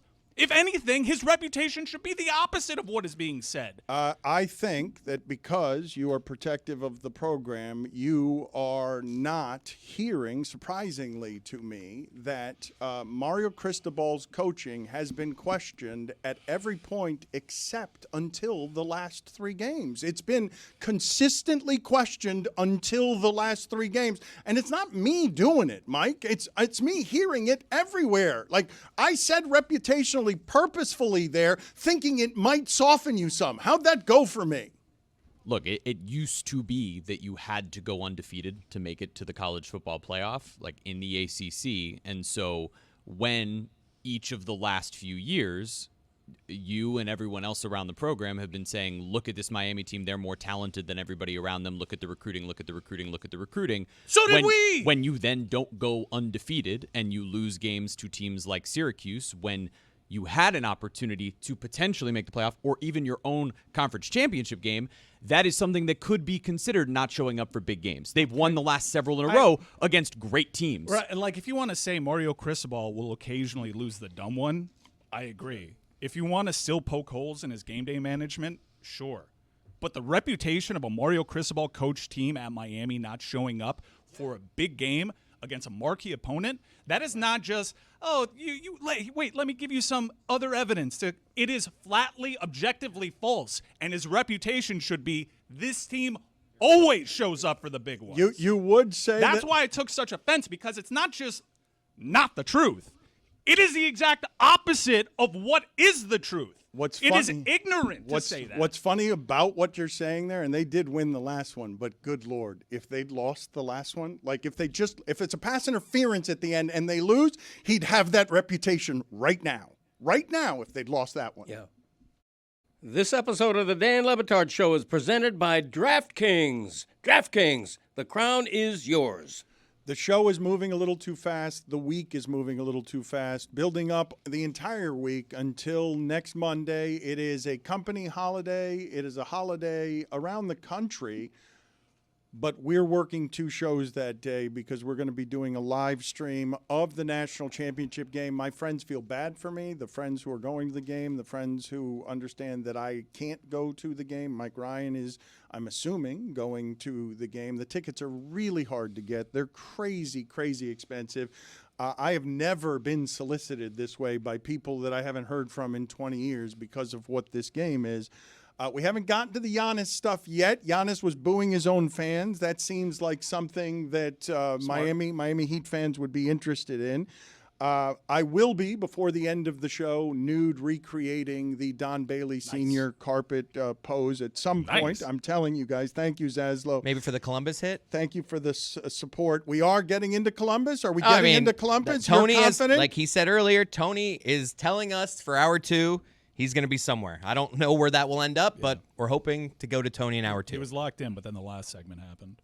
The Bucks lost to the Kings at home this year. 2 losses to the Wizards, a 39-point loss to the Nets. They lost to the Nuggets, who were missing 4 starters. They've got a 33-point loss at home to the Wolves without Edwards and Gobert. Like, it's disintegrated there. He's available. He's booing his own fans. Giannis is available. It seems obvious. It's an interesting strategy from Giannis. I mean, just make it messy. But he won't. But he just did. He just did. He just did. Saying out loud, no matter what, I won't ask for a trade. I won't ask for a trade. I won't ask for a trade.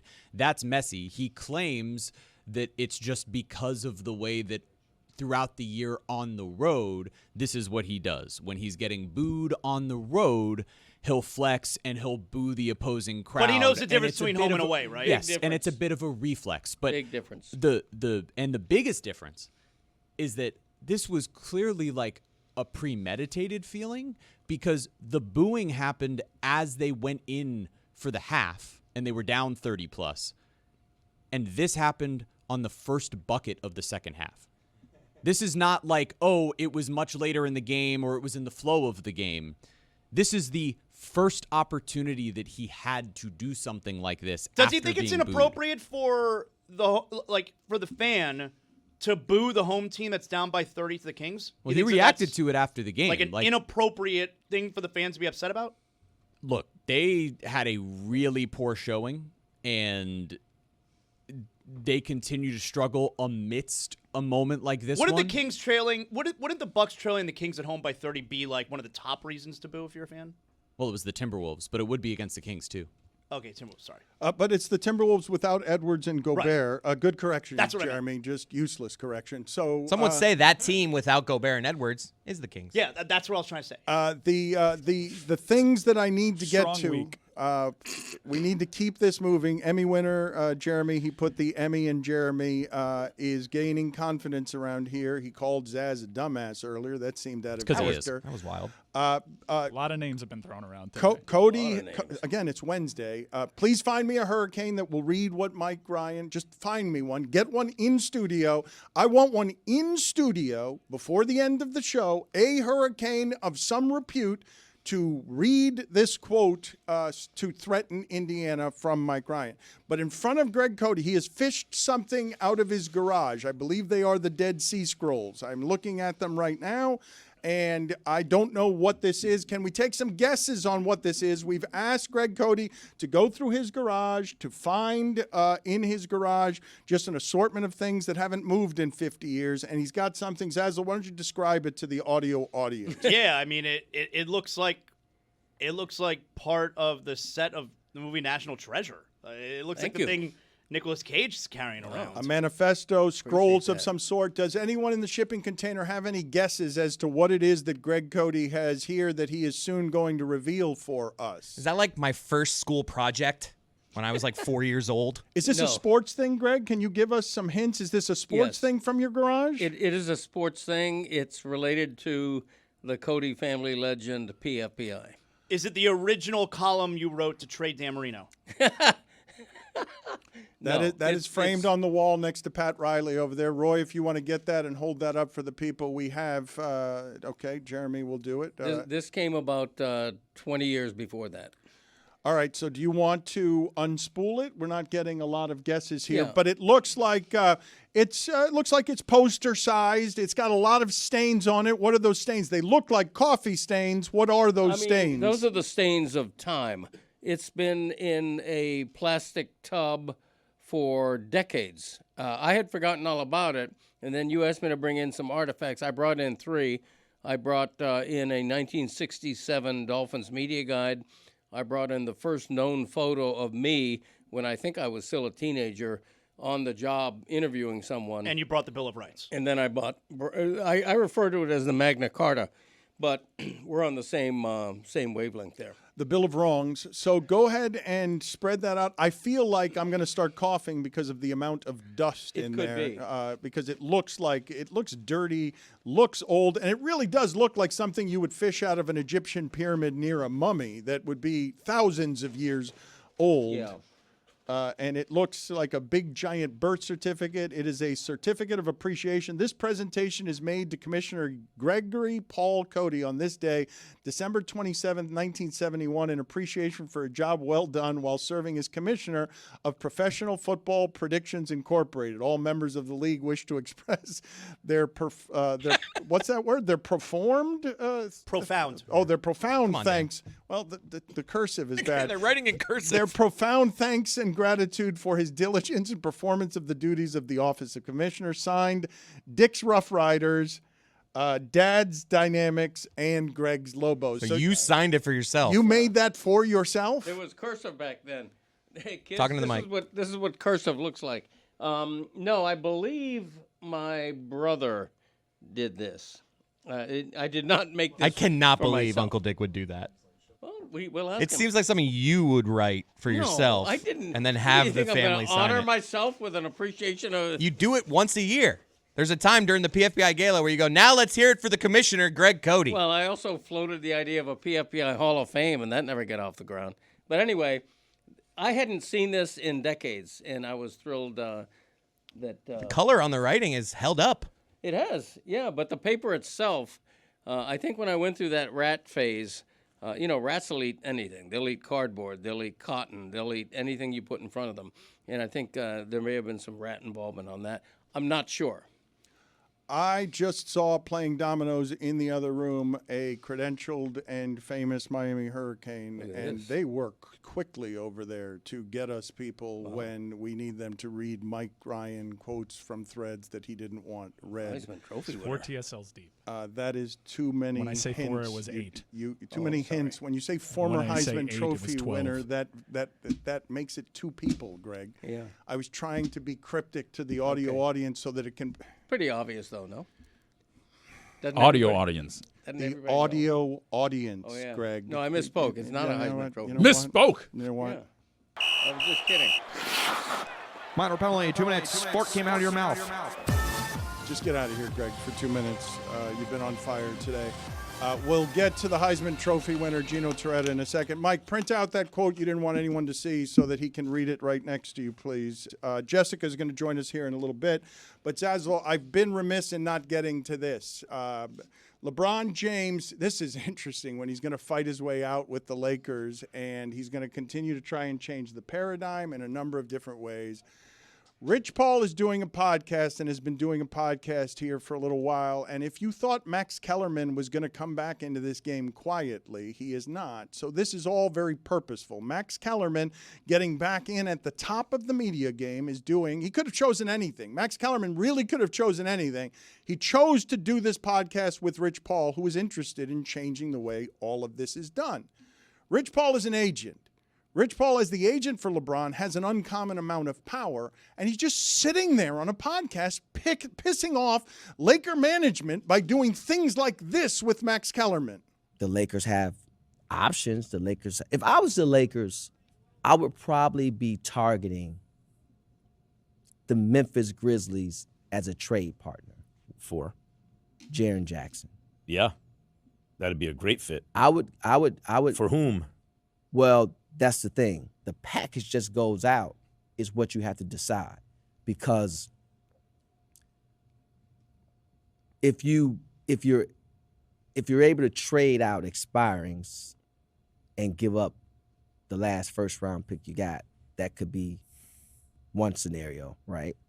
Or you can say, let me withhold that, but this comes with Reeves. This comes with a very unemotional attachment because Austin is beloved, which he should be. But he's about to get he's paid. He's an underdog. And here's the thing. If there's a world where you can do what's best for your team and do what's best for Austin, because Austin deserves to get paid. That is fairly uncommon, what we just witnessed there. And LeBron is flexing through his agent, but LeBron is distancing himself from all of that by saying, oh, no, Rich Paul's his own man, his own man, his own man. Fascinating to me, all of it, because if the Lakers think they're bigger than LeBron James, and I understand why they would, the last 15 years have emboldened LeBron James to do things the way that he wants, and he's got out here a mouthpiece for him who is his own man, but is developing his own media persona and is going out on what an interesting choice for Rich Paul to be able to do this with anybody and for Max Kellerman to be able to do this with anybody, and they chose to do it with each other. And for Rich Paul to do it, when we're in the peak of NBA trade season. We're a month away from the trade deadline. And so LeBron got asked about it last night, and LeBron's trying to distance himself from it. And like you said, Rich is his own man. I think I hope people know that, and if they're not sensible to that, then I don't know what to tell them. I think it lacks a little bit of self-awareness there, where LeBron seems he doesn't understand why anyone would try and connect the dots there, that the most powerful agent in the game, who's the most powerful agent in the game because he represents LeBron James, is trading players to and from LeBron's current team, and people are thinking, wow, I wonder if that's passive-aggressive LeBron, who's kind of putting the words in Rich Paul's mouth there. So there's a little bit of a lack of self-awareness there, but I also don't understand, that's a move from Rich Paul, where he's getting up there and trading someone else's clients. And by the way, well, Max Kellerman's the one who inserted the name by name Austin Reeves there. That's not something that's not what Rich said, but then he followed him down the path. And Austin Reeves' agent confronted Rich Paul last night at the game. They apparently had a conversation courtside for a few minutes. I mean, you don't want another agent, the biggest agent, trading your client. It's kind of inappropriate. I want to get back to this, but we have royalty in the house, and at the risk of making things awkward, as I always do, Mike, would you like to hold Gino Toretta right now? Because I really do feel like that didn't take long. Danny got mad at me because I said Warren Moon when I saw his jersey. Said, nice he goes, Warren no, Moon that's jersey. Cam Ward. I'm like, I just showed my age. It's Warren Moon, and that's an Oilers jersey, right? It does look like old Oilers. Yeah. I've seen Gino once in the last, I don't know how many years. It's been a long time, but it was in an airport, and it was basically just the both of us going, Cam Ward, huh? LAX. Cam Ward's pretty good, huh? At the position. He didn't win a Heisman, but you did, Gino. You did. Where is that Heisman right now? It is on the bookcase at home. Weird. You don't bring your trophies with you to work. That's strange. No. What a highly conventional place for it. They're a little heavy. This one's a little heavy and large. Do we want to give Gino the telestrator? Well, I want to give him the telestrator, and I want to give him the Mike Ryan speech to make. And is he willing to do this? I haven't prepped him for any of this, and I haven't seen him for a while, so I don't know how playful he wants to be with this. The only time I get invites on this show is when Dan wasn't in and Stugotz would invite me. Yeah. Whoa! I don't know who that is, Gino. I don't know why, Mike. We got ties. Yeah. Well, I appreciate you. You're a Heisman Trophy winner and a legend. You don't have to do what Dan's going to ask you to do right now. All right. I just learned how to play dominoes. First time's a charm. Let me preface this by saying this was about 12 tequila soda limes deep. This is a tweet from Mike Ryan, the guy wearing. It wasn't a tweet. It was a thread, because he was hiding from the nation. So we need this to be more intimidating than the way Mike Ryan did it, where he's basically threatening Indiana, but it's a mild threat, and we don't think that coming from him it's as strong as it would be coming from a voice, sound, face of college football and the Hurricanes. And I don't think it's too dangerous for you to say. So, Chris, can you give Gino Toretta some music here of some sort? And I'm just reading this? Yeah, but you've got to go summon with your passion. I'm going voice. All right. He's a broadcasting legend too, so Gino knows how to find. But also the soul of Hurricane Fire. Yeah, Ray Lewis is what we want. Indiana's coming into town. They're playing a big game, Gino, in Miami. Miami doesn't lose the big games. Miami Gardens, Dan. In Miami. Do you know how to summon the soul of Hurricane Fire, as Dan put it? Sure. Would you like to threaten? All right, we got some music. Yeah. We ready? Yeah. You haven't been tested. Our minds, bodies, and spirits have been in hell since Halloween. You're walking into an asylum. The same folks picking you have been pouring dirt on our grave for 2.5 months or 20-some years. We're still standing. We're forged in fire, been fighting for our lives longer than you've mattered. See you in a week. Spot the goddamn ball. Yeah. That's what I'm talking about. I'm ready. Let's go. What I said, Dan? Talking about. Carries a lot more weight when it's a Heisman Trophy winner saying it. Now do it with Mike holding you. Gino, how hard is it to get into that stadium and be around that game? You have some power, but I imagine you're getting inundated with people who think you could get them tickets. Yes. Calls from people I haven't seen or heard from in 35 years. That takes some balls to be that person. Did you have any people do the thing where a week early they just do the That's a good move. Hey, check it in. How you been? Just move. setting up for the week later where they're like, hey, we caught up last week. Oh no, I got it after the Fiesta Bowl. I think my first text was let's see, I woke up in Phoenix. It was probably 5-something in the morning, and I got a text, and it was like, hey, do you know how we get tickets? And I'm like. No. How is Stugotz doing? What percentage of people, like if 1 to 100%, are you going to be able to actually get tickets, and how many are going to be disappointed? 0. I'm in the same boat. So basically, the alumni, we could put in a request for 2 tickets, and we have to use one of them. And I don't know how they're going to decide. We did that yesterday. Thursday, they're gonna tell us. I've been asked by Sirius to do some pregame, so I'm going to get a credential. But my wife wants to go to the game, so I'm not saying no to Gino. How do they decide which players? Gino, you got to be at the very top of the list. I don't know. I mean, Sap's like, hey, I need a parking pass. I'm like, dude, they're $1,000 online. I don't know. I mean, the bad thing is I'm on the Orange Bowl committee, and normally I get to buy my same tickets that I have for the Orange Bowl for the championship game, but this year my 14 seats are corporate. So, Mike Ryan, how many parking passes have you gotten? How many tickets have you gotten? 12. See, but he's probably like a big booster and a donor and all that stuff. I didn't win a Heisman, but if I wear a 26 jersey, I think there's some guys on the sidelines. I don't know how they get down there the last few games. So, as someone who really knows college football, still modern college football as well, can you separate your emotion from your analysis on this game? Like, what do you believe is going to happen? But answer my first question first. Can you separate your emotion from your analysis? Yes. I would say this. Emotionally, I'm rooting for Mendoza because he's a stud. He's a local kid. Met him in New York at the Heisman, and great story.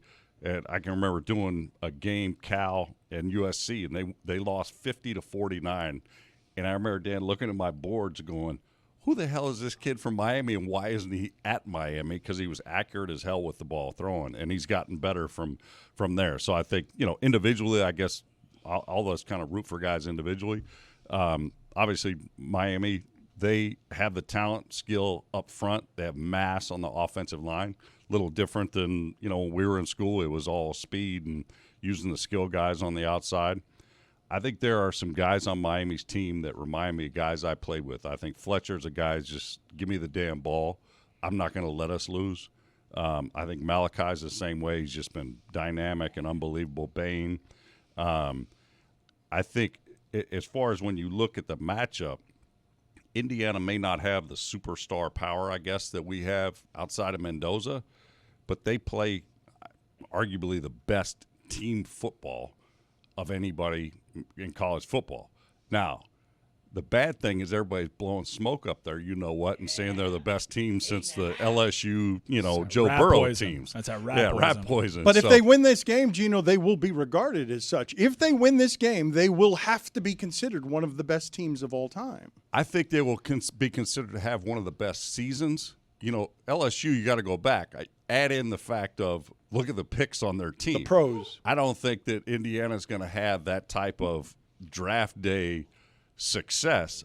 I would say if they won, Mendoza will have had the best, by far, playoff bowl performance of anybody in the history of college football. I think that what he's done, he's gotten better every week. It's amazing the accuracy he has, the precision he has, and nobody's been able to get him off platform. Even when Ohio State lit him up in the first play, even the first series last game, they didn't look great. He makes adjustments, and he's been pretty impressive. Well, I agree. They certainly don't have the talent and the NFL draft talent that LSU team did. I think people do this thing where they see the 8 blue chippers, the 5 and 4 stars, and they say, "Wow, this team is really maximizing on their talent." They're plenty talented. I think that when it's all said and done, they probably have 4 first-rounders on that offense. When you have Mendoza, the center, Surratt, and I know that Charlie Becker is not eligible for the draft, but he's looking like a player. I think he's PFF's highest-rated wide receiver since Week 11. He's really come on. So they got a lot of talent on the offensive side of the ball. Yeah, not Justin Jefferson, the guys that are like the best in the NFL. Yeah, fair enough. That's all. That's all. Fair enough. I just what's impressive when you watch their defense. They are sound in their assignments. Like they don't miss gaps. They don't let somebody cut back and just gash them. Everyone's had a 50-pound advantage on their defensive line. Like everyone has that advantage. I mean, they lost arguably their best rusher. Yeah. To a freak knee injury after the Big Ten championship game, and they have just not missed a beat. So, yeah, it's been impressive. They're sound. They don't beat themselves, and at some point in time, everybody's like, get to the quarterback. Hell, yeah, get to the quarterback. A little easier said than done because it seems like Mendoza, if you rush him, he gets rid of it quick, or he's been athletic enough to make some plays. Gino, I can't stop watching the Carson Beck touchdown. Can you take us what you were feeling with that play and all the emotion? Well, one, I obviously I thought that it being there, I was like, man, does LSU or Ole Miss have the magic at the end, and we don't have enough time? And then we march down and get in that range. I just remember watching the play, and I mean obviously we're trying to throw to Malachi. He gets doubled, and Carson looks right. And I watched the D tackle for Ole Miss fall down, and he's just gassed. I mean, the guy can't even get up at that. People point were in time. upset at him. People like Ole Miss fans, he quit. People were upset. How many plays had he played at that point in time? I mean, guys got no gas at that point. And when he turned back around, he didn't even run. And I go touchdown, and my buddy in the box goes, "What do you mean touchdown?" I go, "There's nobody over there. All he's got to do is at 55, I could run for a touchdown at that point in time." But that's a visual manifestation of a team getting worn down, though. That's what Miami's offensive line will do to you. It'll make you stay on the ground. They're enormous. Yeah. You know what I mean? I still work out at the Wellness Center on campus. You see that Markel Bell, and it's just like – if you walk next to him, it's like a shadow. The weird part about that is Miami's never had the great offensive lineman. I know McKinney was drafted high. This guy's bigger than McKinney. That's why, Dan, his size, it's just like you look at these guys, you're like, he's enormous. And then they figured out, I don't know, the pile pushes are I don't know how they're legal in football because I don't think they were when I played. They shouldn't be. But, man, they get kind of stopped, and it's just like, push the whole pile 8-12 yards. I pop for that. I love it. Gino, we'll get back to you in a second, but out there they're summoning you to Domino's because somebody, I think it was Robert, the IT guy, said he wanted to kick your Heisman ass. Oh, wow. We'll come back and get you. Let me put it to you this way. I ended with the most, whatever you call them, cards. Yeah. I was saying this is like Uno. But my partner dropped them and we won. So all right. I don't know what that means. Features. Go ahead and get out there. We'll come back to you because we've got Jessica coming in here. We'll come back to you in a second. We also have to go back out to Tony at Columbus. Also, I'm going to be nude later in the show, laying on the carpet. What a show! Yeah, and we got a lot going on. So Jessica's here, and I was fairly shocked to learn this. I feel like this was her man betraying her. But during the Steelers game, during a Steelers loss, this is not made up. It is not altered. This is Jessica has released this to the public. She had fallen asleep, and this was the sound that was coming out of her face.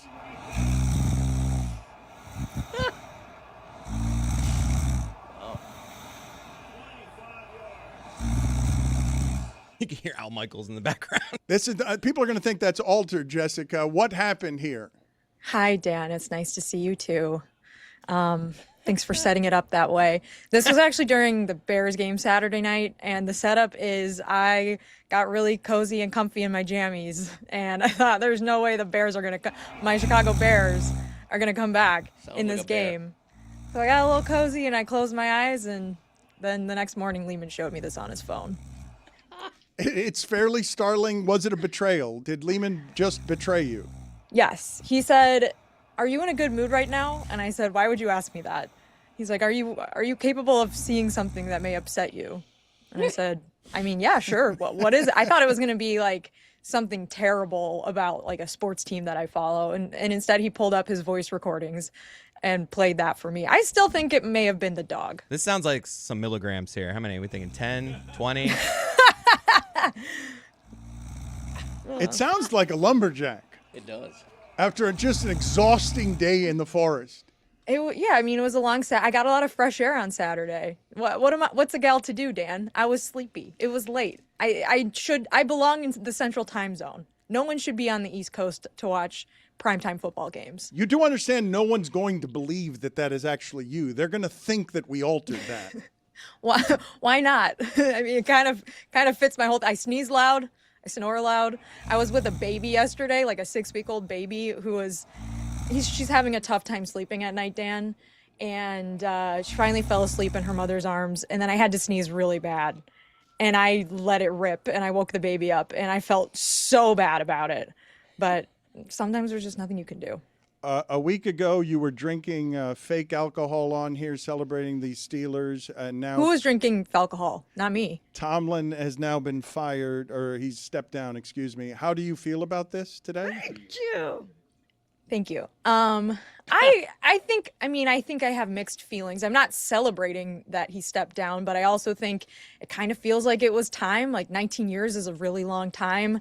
It had been sort of the same story for the last few seasons where the team is, claws its way into the playoffs, and then I have to watch a brutally embarrassing wild card weekend playoff loss to Josh Allen or Patrick Mahomes or the Houston Texans defense. And so I get why he would want to move on. It doesn't sound like a decision that he made after Monday night. It sounds like something he'd been thinking about for most of the season based off of Jeremy Fowler's reporting. So I kind of get it. It makes sense. And, I'm sad. I'm going to miss him. But, 20 years is a long time.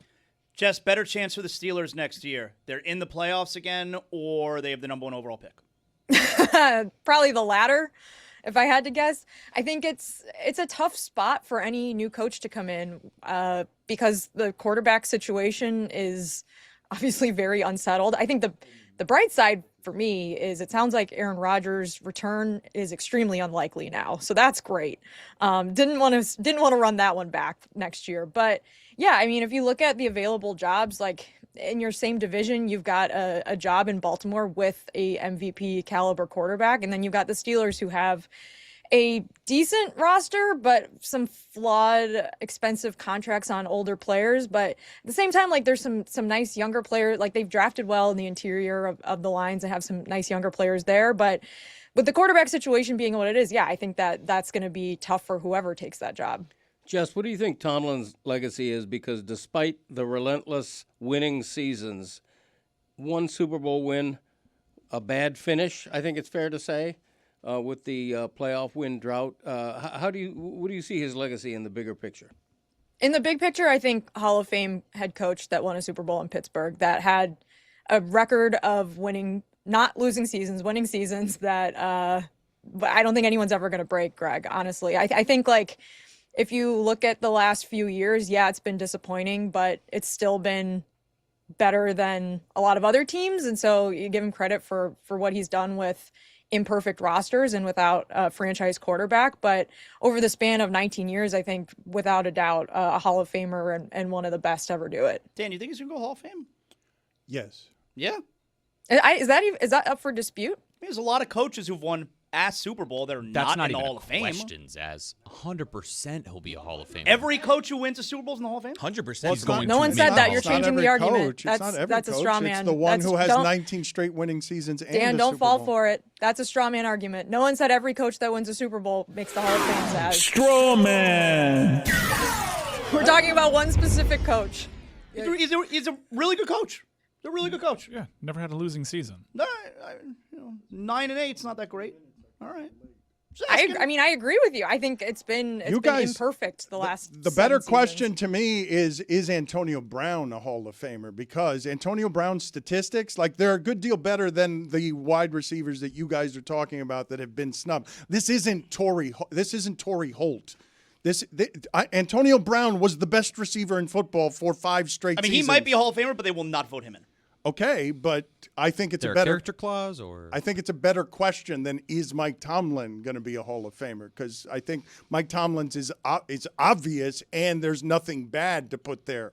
There's Not nothing. pizzazz. There's nothing bad to put next to Mike Tomlin's resume. Like you could say no playoff victories, but winning seasons every year. She's talking about a record that's not going to be broken. There's a little stigma about one Super Bowl, and I think it applies to Aaron Rodgers as well. And it may be unfair, but if you have a great career and win only one Super Bowl, that's a stigma. Greg, do you think Aaron Rodgers should be in the Hall of Fame? Yeah, without question. No, I So do. obviously there's exceptions then, And even though there may be a stigma to one Super Bowl. And I think Tomlin will be in the Hall of Fame, but I don't think it's unfair to ask whether or not he will be. I don't know that it's just an absolute no-brainer. She's got a weekly podcast, Notre Dame I disagree. podcast, The Echoes with Mike Golick Jr. Before this game that's being played, I don't know if you're going to be a part of our live stream on Monday. I hope so. It might be too late for you. You might be snoring. Do you have both a rooting interest and a thought on the way that game is going to go? I don't really have a rooting. I've gone back and forth on this. I don't really have a rooting interest, Dan. My best friend Priya went to Indiana and has been following along on their postseason journey. So I'm probably going to be with her this weekend, and I'll probably have to cheer for Indiana. But like I don't really have a dog in the fight, so I'm rooting for a good game. How about your analysis as someone who loves college football and loves the minutia of breaking down games? What are your thoughts about Mendoza's precision against Miami's physical strength? Yeah, I think it's going to be a better game than people are giving it credit for. I think that having the Oregon-Indiana game be so recent in people's minds, which was a total Dan Lanning disaster class, is kind of making people think that, like, oh, man, Miami's got no shot. But I do think it's going to be a good battle in the trenches. I think Mendoza has obviously been really excellent. I think if Indiana plays their A-plus game, they're probably going to win the game. But I think it's more of a game than maybe the spread is giving it credit for. Thank you, Jess. Folks, listen up. DraftKings Sportsbook, the #1 sportsbook for live betting, is turning up the stakes this NFL playoffs. Each Sunday, every DraftKings customer has a shot at over $2.5 million in prizes. Open the DraftKings Sportsbook app and opt in. Place a live bet of just $1 or more on Sunday's playoff games. DraftKings. There's two Krings. And every live bet gives you another chance to win. The more you bet live, the more entries you stack all Sunday long. Download the DraftKings app right now and use code Dan. Bet live for your share of $2.5 million in prizes with code Dan. In partnership with DraftKings. The crown is yours. That guy's not winning an Emmy. That is exactly the way that I expected Columbus's coach to look and stand, and he's just intimidating. He's trying to – I can't believe Tony has arrived in the weight room. I also am unsurprised to see that Columbus has a professional-grade weight room. They do not mess around there. Tony has arrived. Tony, how did you get in there with Dave Dunn? It had to be with Dave Dunn's permission. He is Fernando Mendoza's high school coach, and right now he is a local celebrity of the highest order. Yo resuelvo, papi. I told you that already. All so right. You know what the deal is. I got Coach Dunn here in the midst right here. Okay, so do you want to – let's go ahead and then you go ahead and sideline report and interview the coach of Fernando Mendoza. I can't believe how accurate that kid is. I also can't believe that he is the quarterback for every abuela that has ever existed, because they love how Dave Dunn made this person be a model Cuban human being. Coach, okay, let's start right there. How did you make Fernando Mendoza be a model Cuban human being? I'm gringo of the highest order. What? No way. So I had nothing to do with it. That's all his parents. Coach, when you think of Fernando Mendoza, getting him as a freshman to now where he stands as a Heisman Trophy winning quarterback who's about to play for the national championship on an undefeated team and presumably maybe the #1 pick in the NFL draft, how have you seen that transition from him as a kid to now a grown man? It's been amazing to watch. You know, the cool thing about him is just how much he loves the sport and how much he pours his heart and soul into it. And he really is that energetic of a young man. He, like everyone would ask me after his interviews, they said, "Is that how he really is?" That's how he really is. He attacks every single day that way. It's surreal. But watching him have the success he's had on this stage has really been amazing for our whole community. Dave, can you go to the game? Are you going to be able to go to the game? Tickets are very hard to get. I was able to squeeze a couple tickets out of some people here. Yeah, we got some deep pockets here at Columbus High School, and they came through for me. If I were to tell you back whenever it is that you thought Fernando Mendoza was going to be something, what's the best that's going to be? He's exceeded whatever it is your dreams were for that already, correct?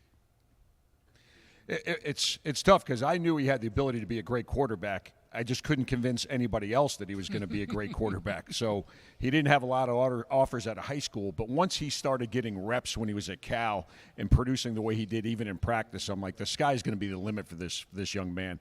And then the move to Indiana with the coaching that Coach Ignetti's provided for him has really just been a perfect storm, and he's taken off his whole senior year. Can you tell me what that process was, you trying to convince people that he was going to be a good college quarterback and them telling you, no, he is not going to be? It was frustrating. It really is. And I think he always had a positive attitude about it, and I'm sure it had to bother him. But, we tried. He went to about 18 camps in like a 25-day period to throw for people. There was another ACC school that he went there and he threw, and it was the best quarterback there. When he left, they just told him have a good flight. So he literally went through the ringer and an emotional roller coaster during his recruiting period, and his positive attitude helped carry him through it. And then we were able to get a break late in the recruiting process, really late, like a week before signing day, and Cal came with a late offer, and it's just – just seeing him get that and the joy that he had on his face when he committed to Cal was unbelievable. Take us through the details of the heartbreak, like the details of you guys are fighting so hard to get him a chance because you two believe, but so few other people do. What is the greatest of the, oh man, seeing the crestfallen face where you're like, I can't believe this kid I love, I cannot get him the right chance. On national TV, I can just say this: I told you so. It was probably harder on me than it was on him. I wore it on my sleeve much more than he did, and that's just the type of person he is that he kind of went with the punches a little bit better than me. But I wish I could call each and every coach who didn't offer him and say I told you so. But I have got some phone calls from friends in the industry that have called me and said I knew he blew it on that kid, and it's pretty fulfilling. Fernando seems like a perfect human being on and off the field. We know no one is perfect. Name a single flaw. He's a dork. I'll take that. Yeah, he's not. He's very nerdy. He's very nerdy.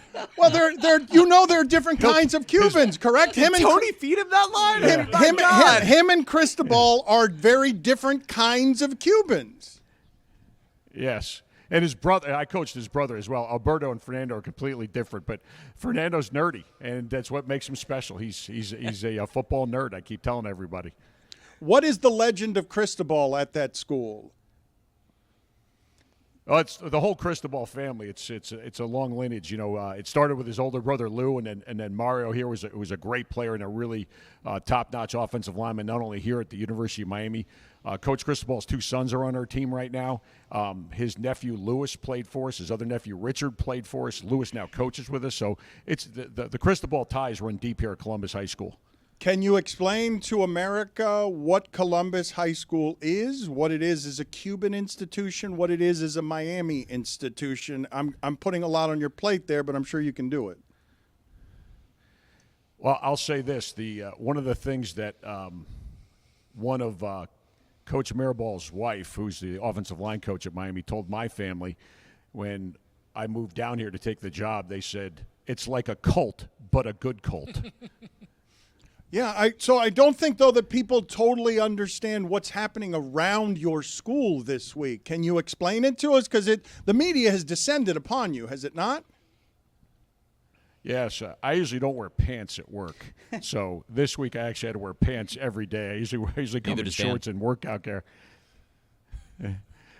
So that's solid been pan, guys. There we go. Nice slides. Good Everybody job. saw me on campus. They said either you have an interview today or you have a meeting. So there's been media here every single day, and it's been great for the school. It's unbelievable publicity for us. It's just a great time to be here on campus. Coach, if I could jump in for a second, Dan. By the way, I just want you to know, not only is Coach wearing pants, but I fought off CNN to be here. We beat CNN to talk to Coach. CNN is sitting outside in Black Suburbans waiting for us to be done, so Coach should go talk to them.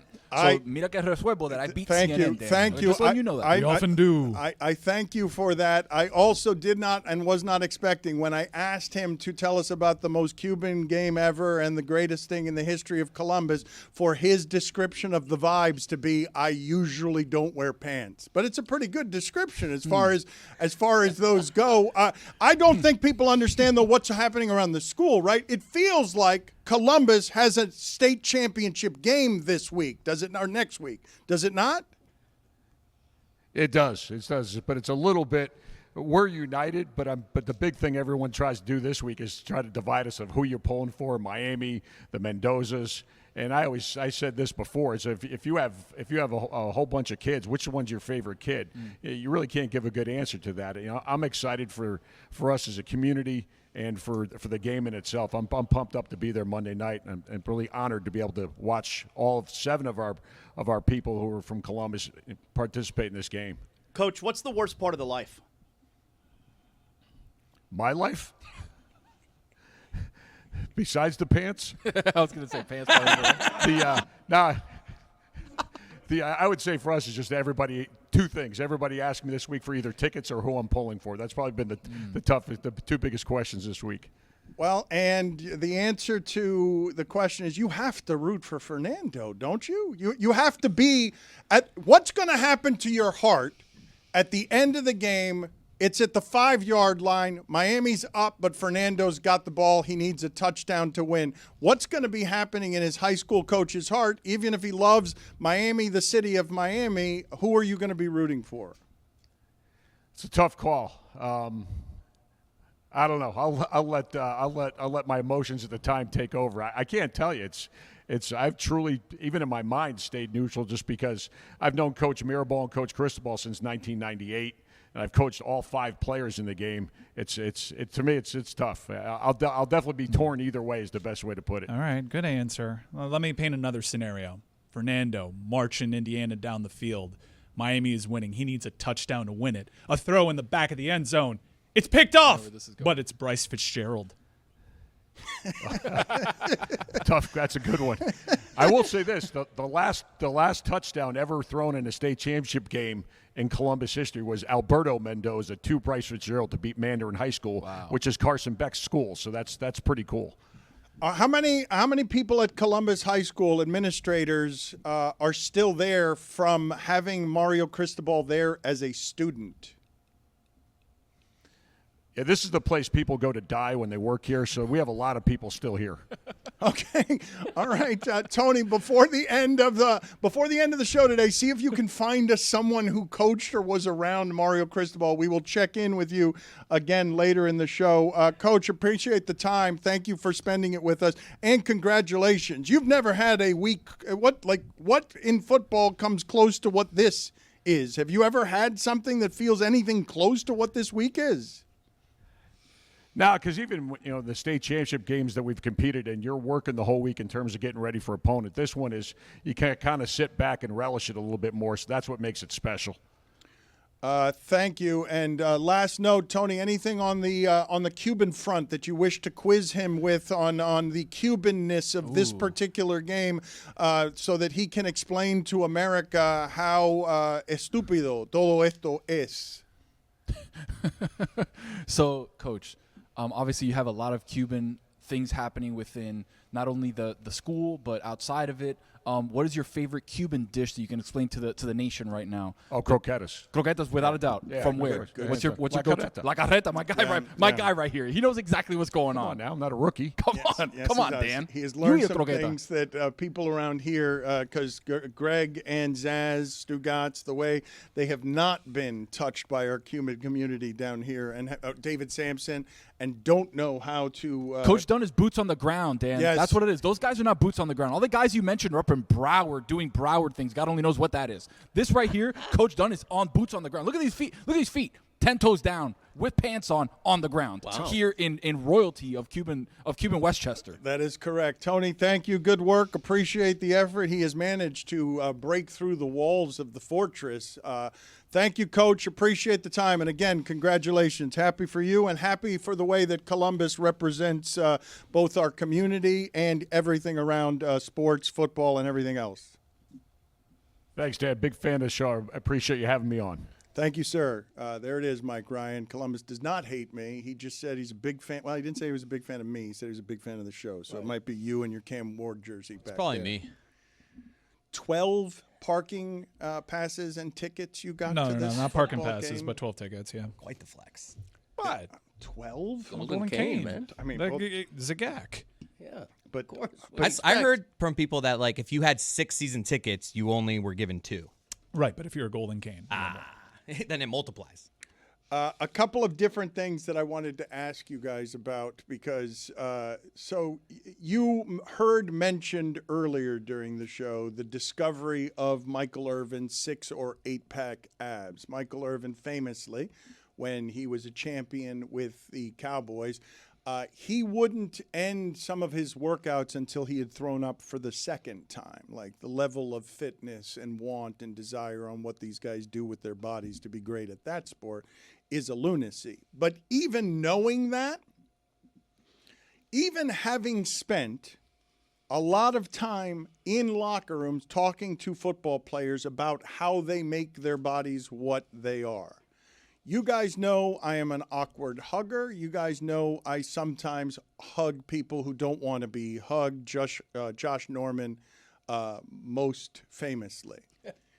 But whatever Josh Norman was as a football player, and he was very good when I hugged him, and I'm going to say almost any time I've ever hugged any football player, Ricky Williams included, I have never felt physically what I felt from the body of Edgerrin James, who is made of cast iron, even after all of these years away from football. And when I put my hand on his shoulder, I thought to myself, how the hell did anybody tackle this? I think he's more muscular now. He's got more mass to him now than he did in his playing days. But I can't believe, like, I wrote a cover story with Edgerrin James for ESPN, the magazine, that was controversial because it was, gold teeth and whatever. For the time, the Colts didn't like the picture. But he was talking about how he became the guy that my Pace friends, when they went to play against him and saw him in the backfield, they were like, how the hell are we supposed to do anything with this? The way he got strong is at 13 years old, he's unloading watermelon trucks at 13 years old. And what his body is something that I'm telling you, I've been around football players. And this level of physical, I'm assuming, a lot of guys in the league are like that, but when that's colliding into each other, the only reason I'm pointing any of this out is when Mario Cristobal says his team is violent and physical, like that's what's coming at you. And maybe Indiana has played a whole bunch of teams that are 50 pounds heavier on the offensive line than Miami's is, but what you're talking about physically, I don't think that human beings, and I'm not saying I know more than you. I'm simply saying that even after 30 years talking to people about this and knowing what these bodies are, I'm still stunned sometimes, like I was yesterday, by Edgerrin James many years after his retirement. Mass kicks ass. I'm really excited to see how the game plays out, not just because my team is playing in it and it's a national championship game, but because of the clash of styles. Now, don't get it twisted. Indiana does a fair amount of dominating at the line of scrimmage, depending on the opponent. But in this matchup, their pathway to victory would appear to be not finesse, but execution. And execution, a team that is highly disciplined, that won't beat itself, that is always in the right place against a team that tries out physical you, that the book on them is at times they can be undisciplined, they can beat themselves, and Indiana will jump all over you. They do a good enough job of beating you. They don't need the help of you beating yourself. I'm really excited about it. And also, the way that they play is very much try and stop it. Miami, it's with the A-gap, try to stop it. With Mendoza, that back shoulder throw that they always do to Surratt, it is always going to be there. Surratt is great. He really is. You can be draped all over Surratt. Yeah, he's an NFL draft pick, no doubt.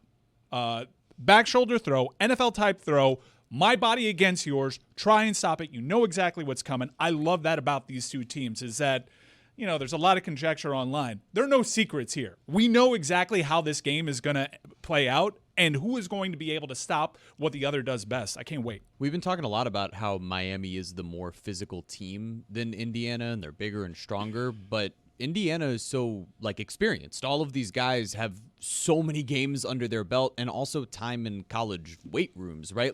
I know that technically there's a disparity in terms of weight, but do you really I'm asking you the genuine question in terms of analysis, is Miami that much more physical than Indiana? At the line of scrimmage for the offensive line, once Indiana played the way that they did in the Rose Bowl, I was fixated at the line of scrimmage, and I'm really impressed with their center, who I think won Rose Bowl MVP. The way that he snaps the ball and gets out on the perimeter and starts throwing blocks, it's unreal. I do think that if there is a weak spot on that offensive line, it's right tackle.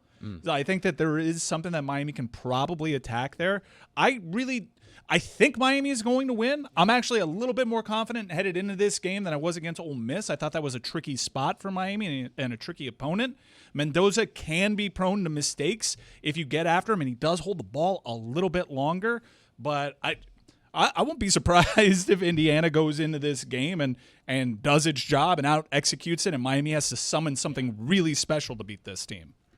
Zaz, before we move on to other subject matter, do you have any thoughts on the ticket prices here? Because it's offensive. And look, capitalism, demand is what it is, and so you get the ticket prices.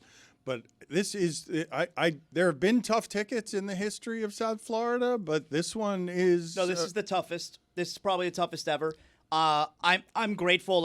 I'm credentialed. I'm going to be there. I'm really lucky in that regard from ESPN, so I am going. But I have been trying to grab a couple of extra tickets, and it just doesn't seem possible. The tickets prices are outrageous. I understand capitalism. You could sell your tickets for as much as you think you can get for them. Fine. I will tell you the place that I do find to be offensive is the prices for the parking passes.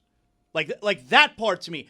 The ticket prices are crazy. But the parking passes, the cheapest parking pass I checked the other day was $600 to park. The strings that I had to pull was for a parking pass. That to me, it's crazy. That to me seems not right. Right. That's how much parking there is going for. There is rumors out there messaging from Hard Rock Stadium that they're going to be checking cars and making sure that people have tickets. There's no way they could regulate that. I was having that argument with my son yesterday. Yeah. There's no way they could regulate that. I'm with you. I think that's something that they put out there to mitigate. Maybe it's enforceable on the front end early on, but once those gates get humming, it would be a huge misstep. No chance. To make sure everybody that is entering the premises has a ticket. I know multiple people that are planning on going just to tailgate. Yeah, they're definitely going to get in. The national championship is saying everybody has to have a ticket who's in the car. There is no chance that buddy who's scanning your barcode for your parking pass is asking to see everyone's ticket in the van. I want to ask you guys something based on a story here that I heard. I don't think any of you guys have seen this, but Rich Eisen was talking to John Elway, who has a new documentary out, and I'm about to tell you. That's the reason I started the story that way. And the story, the reason that I'm telling it is and showing it to you is because I want to frame it from within the discussion of go get Tomlin, go get Harbaugh. He's a guy who knows how to have the wisdoms to do all of the things that make you a winner. And I want to play for you how close sometimes things can be in sports between you're great for all time or no one ever knew your name, and we don't actually have control over much of any of this, no matter how much we insist on making the coaches people who know better than others who's going to be great. Listen to this story. So then Terrell came in, and, it's funny, Terrell, we were in preseason, and we're over in Japan. We were playing preseason game over in Japan, and Terrell was saying, he was like the seventh one on the depth chart and wasn't getting a lot of reps. And so he was like, man, I'm done with this. He went downstairs, tried to check out because he was going to go home to say he didn't want to play football. Mm-hmm. And thank God they couldn't understand him in Japan. They couldn't understand what he wanted, so he had to go back up to his room. The next day he plays in the game in the special teams. That's right. Played a little bit running back, but in the special teams he ran down, made a big hit, and then guys started getting hurt. Terrell moved up the line fast, and then Mike went to him the first game and said, Terrell, you're going to be our starter. And then, that's when that's when things really started to move forward. For us. 6th-round pick was going to quit, makes John Elway a champion. Like, what does Tomlin? You guys think Tomlin or Harbaugh, if the Dolphins hire him, are going to have some special pixie dust that they can throw on that to make Terrell Davis be someone who isn't understood in a Japanese hotel? But those two things, though, aren't mutually exclusive. No. Like there's a little bit of luck that can also be involved in creating a winner. Look, he was a tremendous player, but quantifiably, Mike Shanahan could do that with anybody. Okay. Mike. That being said, he depleted that dude, and I did not know he had that kind of dog in him. Looking like Steve Atwater That out was there. nuts. Mike Shanahan did indeed create running game out of nothing. His son can also do that. Yeah, the zone blocking scheme designed by Shanahan always works. It just always does. Okay, but Terrell Davis would get hurt, and Orlando Scary would follow, and Mike Anderson would follow, and Alfred Morris from FAU would follow. And Mike Shanahan won at the highest level, and Kyle hasn't won at the highest level, as Zaslow wonders whether Tomlin's one championship is enough to get him into the Hall of Fame. You understand what I'm saying? The way that we do some of this analysis on the splitting of hairs and the gulf of difference between 6th-round pick was going to quit but then wins Elway 2 Super Bowls, like luck can be involved in that? But highest level means just finally win the big one, because he's gotten there as an OC. He's gotten there with the San Francisco 49ers. I'd say Kyle Shanahan's done a lot of winning at the highest of levels. It's just the Super Bowl has eluded him. The biggest surprise in that story to me was that Terrell Davis was getting ready to give up on himself so quickly. Right? I mean, this is a guy who's a future Hall of Famer. He should know how good he is, better than anybody, but he's ready to leave Japan and say, to hell with the NFL. You're not giving me a chance. I'm out of here. Well, that's what weird. he was giving up on. It's like, man, like I'm not even going to get a chance. This is how this works. Like, that's the part he was giving up on, right? As far as sports analysis goes, though, like just the endless hum of the machine that's forever critical of coaches and athletes. Mike Ryan just said something there that makes total sense, but is also asinine. Kyle Shanahan has won at the highest level except for the Super Bowl. Now, I understand what he's saying, but the measure is the Super Bowl. Like, second place for everybody else creates a cacophony of criticism that has no sanity in it. No, I understand. When you look at his career on the whole, if he never wins one, it's what you can say about Kyle Shanahan. It's just social media does this thing, and it's way worse in college football, that if a team loses, they suck. You know, if a coach loses, they suck.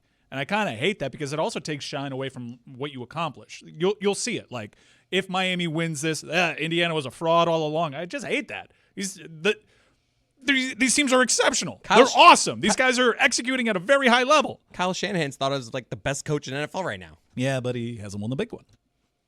And it's something that you can always say. And we do it. Like, we're part of it. I was out here saying I want to see Steph Curry be the best player. It's something that it's something that we do, but it is a little stupid. I just don't understand it. But as it relates specifically to Kyle Shanahan, everyone says now, yes, great coach, hasn't won the big one. A lot of people also say has blown more double-digit leads by a factor of double than any other coach, not great coach, than any other coach in the league.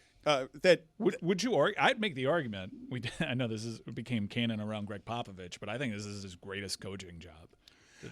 Everybody's hurt. I agree. This is insane.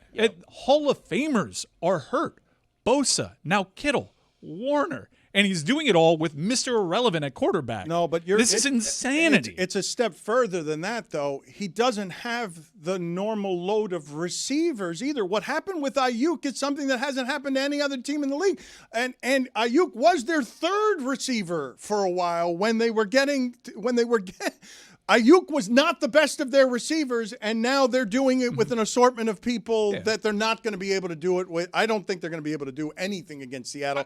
I think Seattle drags them if Sam Darnold doesn't Sam Darnold on them. I don't want to overlook that also they have arguably the greatest running back of his generation in Christian McCaffrey, and when you pair that skill set, that talent with Kyle Shanahan's scheme, it's amazing. But if you look at them, like, you mentioned passively, Trent Williams is washed now, and I was watching him, unrecognizable. Guys are beating him off the jump. He got away with a holding on that touchdown like crazy.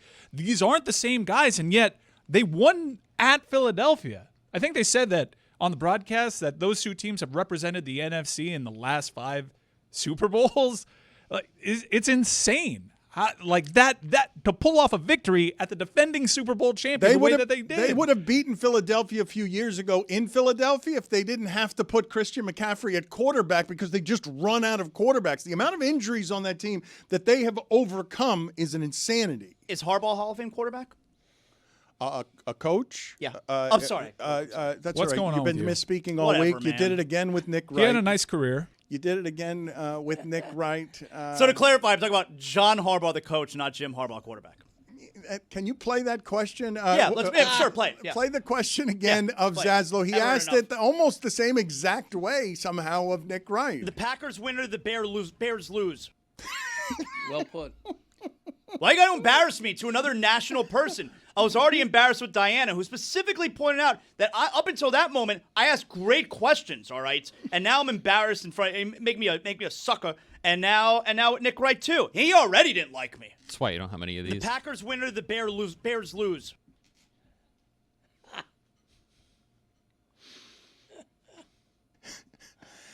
We are building up until next Monday. We're going to do a watch along. We're going to throw an assortment of insanity at the entirety of the event, more so than we have this week. Is it a full show in the morning? Because I got to leave a little early. I wasn't aware we were doing the full complement because I got to go. On a national holiday, I'd like to do 12 straight hours of programming. But, Greg, what other things have you brought from your garage here today? You told us about the media guide, I imagine, a 1969 media guide that is... media guides don't... Holy shit, is that flimsy? First of all, it's difficult to find a media guide anymore, but they grew to be like books, like tabletop books. For the audience that has never seen a media guide, so thin. A media guide is generally 400 times thicker than that. This looks like a pamphlet. It does, but this is the way they used to be. This is the Dolphins were born in 1966. This is their second ever media guide. Press, that looks like radio, a brochure. It really does look like a turnpike brochure. Yeah, like it's going to tell you everything that you can find at Disney World. Yeah, but keep in mind that only had one season, so maybe it didn't need to be much bigger. But here's the coach, George Wilson. It's fun to have. I don't know why I put my name in there. I can't believe those pages still turn. Yeah, I would don't think open they that would too just far. rip It's going apart to at this break. point. Be careful with that. Crusty. Wow. It is crusty. Why did you write your name there? I have no idea. Just self-involvement. You like thinking of yourself at all times. I think I misspelled my own name. It looked like Coto. That's ripping up top. Greg by the way. Koto. Be careful. Ripping. And the other thing I brought was as far as I know, this is the first photograph ever taken of me on the job as like a working journalist. I'm even writing in a notebook. Long-haired hippie. Your hair is out of control there. This is the man Erlene fell in love with. A little bit of rock and roll, a little bit of marijuana dust. A little. What year is that? Based on my age. 1930? Early 70s. Is that when you said people said you look like Tom Cruise? No, that was after. Who are you interviewing here? I don't know. It might be a Fort Lauderdale striker, Dutch defender named John Pott. Okay. But I'm not positive. Awfully specific for might be. How is John Pott second on the list Roughly of things John giving off pot here? Approximately John Pott. Roughly John Pott. I'm just guessing. Please keep bringing in things from your garage, okay? We I sure cannot will. have enough of them. Mike Ryan, why are you mad at Ty Simpson? Like, what is the nature of your beef? So Ty Simpson came out and gave an interview after he formally signed his papers to enter the NFL draft. It is no secret that Miami was trying to get Ty Simpson over to their program even after he declared for the NFL draft, and he gave an interview in which he put Miami's private business out there. Now, Miami's had two pursuits of note. Sam Leavitt, the Arizona State quarterback that ended up committing to Louisiana State University, and Ty Simpson. That's what people know. Now, Sam Leavitt, he's had some character stuff around him. Miami feels a certain way about it, but, all in all, he hasn't said anything dumb publicly. You lose an arms race occasionally. I think Ty Simpson tried to do something that he thinks was high character, and it's really, really cheap. Because he said, well, then I declared for the NFL draft, and then Miami came with this huge offer, and he puts a number out there. It's been reported Miami offered Ty Simpson 6.5. Now, you have to keep in mind when you see these numbers out there, that doesn't necessarily mean that's the offer that Miami was offering. It's certainly the number that the agent was saying. For 1 year? Dude, Brendan Sorsby got 5. This is what they're saying. I have my doubts. But either way, he was doing that, and he was touting his legacy. I didn't want to be known as a quarterback that left Alabama and chased the money in Tennessee or Miami. I'm proud of what I built here. Ty, brother, you lost to 2 Cuban quarterbacks by 1,000 to like 12. What are we talking about? You're not even John Parker Wilson when it comes to Alabama lore. I don't know that fool. And I understand this sounds like sour grapes, and to a degree, I'll even let you have that. But what you did in that interview by putting Miami's business out there was mad cheap. And you played yourself because you're thinking that you're going to buy clout with Alabama. Alabama doesn't think of you glowingly. You're the guy that on their watch let the shine wear off.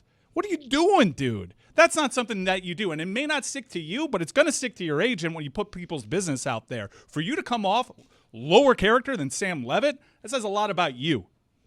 Why do I hear some people who say that the numbers out there are fake, that the Canes aren't actually paying these guys this number? Omar Kelly. It's not some people. It's Omar Kelly that you've heard say this. I just want to put on the poll before he answers that question at Le Batard Show. Please put this on the poll. Is Ty Simpson mad cheap playing himself? What are you doing, dude? Yes or no? I always take the numbers that are out there with a grain of salt. Because sometimes I have an idea of what the number is, and it doesn't match what's out there. A lot of these things are put out there by agents that are trying to get clients, be it in high school or at other schools. Look at the offers that I command. And the school's not going to come out there and say that's not true, because it's not a bad thing that people think Miami is willing to pay $6.5 million. That may very well be the case. Totally legal. Yeah, that may very well be the case here. Miami is in a tough spot right now when it comes to the portal, in part because they've been playing these games, and it's a difficult thing to manage right now. Didn't Beck get $4 million? I mean, that's the going rate now. That was a thing that was out there. Omar's skeptical of that as well. Maybe the totality of his deal reached that with incentives, but I know that the number that was out there circulating early on was not the number that the deal was for. That sounds like a happen to know. All of that sounds like a happen to know. So take us inside some of the business of this, Mike. Because you are in the middle of the business of all of this. What is going on with Miami in the portal? Because if this is to be a sustainable thing, look, I really didn't have this going this particular way, okay? I did not have Mario Cristobal improving the program each of the years and then being able to do something after Cam Ward that was better than Cam Ward. I did not think that the getting of Carson Beck would be more interesting or exciting than what I just witnessed from a number 1 overall pick in a draft. But I was proven wrong there because that's not where my expectations were. Now, after 2 of those seasons, I am looking at it and I'm like, well, how are they going to replace this quarterback now when yesterday you were making the argument of like, well, Malachi Toney might be nice if everyone starts being everyone starts being greedy about this and the numbers start climbing into a place where where Ty Simpson thinks he's worth $6 million when all he did this year was desecrate what Alabama has built for 15 years. Yeah. This was the worst Alabama team I have seen in 15 years. I think a lot of people, I just saw Mel Kiper saying I would have advised Ty Simpson to stay. And I think the part of Miami's pitch to Ty Simpson was look at the stats when it comes to quarterbacks that have had fewer than 15 starts in college. There's a lot of Anthony Richardson, guys that actually stay in school and stack up the starts. Their career goes better. But Ty Simpson got a first-round grade from every GM that he spoke to. We're talking like highly respected front offices. We're talking when Les Snead tells you you're a first-round pick, I don't know if you can pass that up because you want to accelerate the timeline to the second contract. I don't have a beef with him not choosing Miami. I have a beef with him putting the business out there. But I'm not going to sugarcoat Miami's current situation right now. Miami could approach this the quarterback pursuit better, and I'm saying that even having known I'm wearing a number 1 Cam Ward jersey because he was a number 1 overall draft pick, and Carson Beck's in the national title game. People have no idea how close those were to absolute swing and misses because Miami went for the best, and they luckily got it. Right now, I think Miami's situation is if there is a quarterback, and we're right now in a dead period, and this feels kind of messed up to say, but I wouldn't be looking at guys that are in the portal right now. right now you have agents reaching out to you with kids that haven't exactly signed their papers just yet. Maybe they've even announced other schools that see what's happening at Miami and realize, okay, this is a place where my guy can succeed, and Miami's in a situation now where they've missed out on their 2 top choices. So I would say if Miami does get another quarterback, and I feel good about the guys in the room, but I think if you look at the totality of the roster, it's safe to say that Miami might take a step back next year, and that's unfortunate given the momentum of the program. They have to nail that position. I would say that if Miami does get a quarterback in the portal, it's not somebody that's actually in the portal right now. Well informed. I'll tell you what, Dan. Speaking of agents putting stuff out there, John Morant, the Heat stuff is heating up. It is. There's some stuff out there, right, Jeremy? Yeah, Kelly Iko from Yahoo Sports just put out an article. What do you say? And within the middle of it here, it talks about how Miami is where Ja wants to be. It says there are teams with varying levels of interest in Morant, Minnesota, Sacramento, Milwaukee, to name a few. But Miami has emerged quickly as an attractive option to Morant and his camp in recent days, sources said. And this is the really interesting part. It says the Heat have historically been regarded as one of the NBA's most detail-oriented and structured organization, a major aspect of development that appeals to Morant, who has missed 34 games due to various suspensions. Morant also has a deep respect for Heat head coach Eric Spoelstra, who runs Team USA. Morant desires to represent his country in the 2028 Summer Olympics in LA. Miami's veteran presence is an additional selling point and something Morant craves. You wouldn't have to give up much for him is what the attractive thing is. You're buying him unbelievably cheap. You never find the superstar. For a 26-year-old. You never find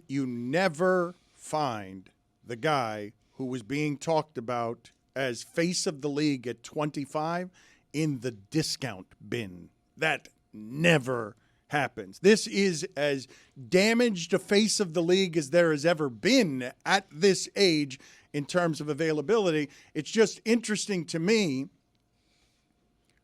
the conversation about this being available as Giannis becomes available. And do you want someone you have to trade everything for, or do you want someone who you're going to be able to get unbelievably cheap, who's also 6 years younger, that no one believes will ever be a three-point shooter, that no one believes will ever be a threat from the perimeter? And I have questions about how much he wants to play the difficult game at his body type that is required at the rim. Here's the thing, and here's where I think maybe things have changed, and it's changed a little bit for me because I've been out on Ja.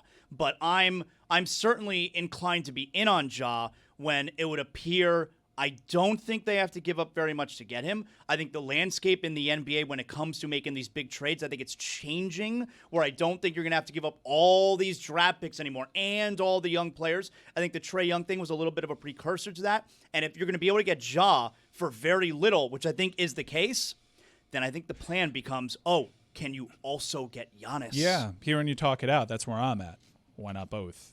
Why are you making it an either or? And I'll tell you exactly why. Because this franchise never gets anybody anymore.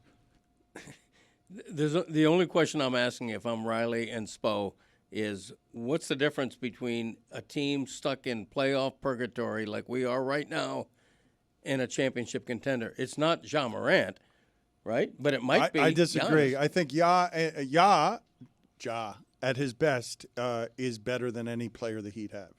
The best of Ja that we have seen is better than anyone who presently plays for the Miami Heat. Boy, what in the hell do y'all got going on down there? Why? What's happening? Greg, you see how this is done? Greg doesn't have his headphones on, but look at this, Greg. What do you think of what Dan's doing right now? Tremendous producer. Greg Cody produced this. Thank you.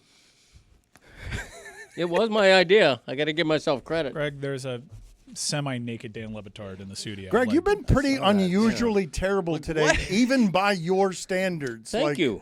I'm nude on the floor doing what you wouldn't do, and you don't know that you're just supposed to talk when the microphone is in front of you, and we're throwing the show to you. Yeah. You know, I can't believe you don't think that I have any lines that I draw. Like I'm just going to do anything and everything. No, I'm sorry. I mean, you're a better man than me, also a bigger man. What's your assessment of what you're looking at?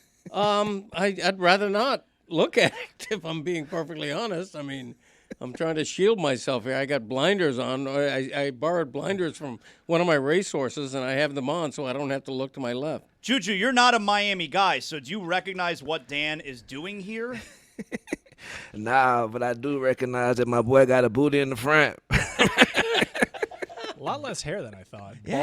Borrowed blinders from one of my racehorses. Full screen. Good job, That's guys. how I'm punctuating the show. You're manscaping, huh? As I've seen you before.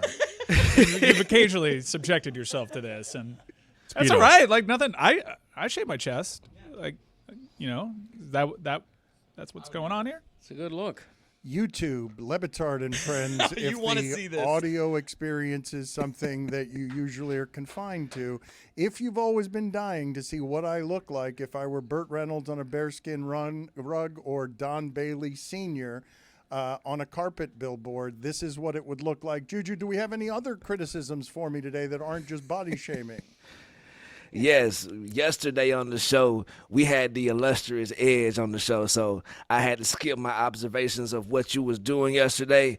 But yesterday, your mama said, I don't want the camera on me. She shooed you away, and you talking about I override my mom?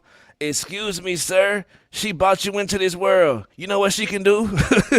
Take you right up on out of here. You did. So we got to throw Miss Lourdes a little bit more respect than we do on camera. Damn right. Okay, fair criticism. I also called her a communist for rooting for Fernando Mendoza and was generally disrespectful. So I'm sorry, Mom. Thank you, brother. Also, I don't think that Jason Taylor is afraid of Mario Cristobal, in my opinion. I've seen that brother on the defensive line. You said Jason Taylor is afraid of Mario Cristobal. I don't think so. I think it's a mutual friendship there. Mike? I think everybody's afraid of Mario Cristobal. that works for Mario Cristobal.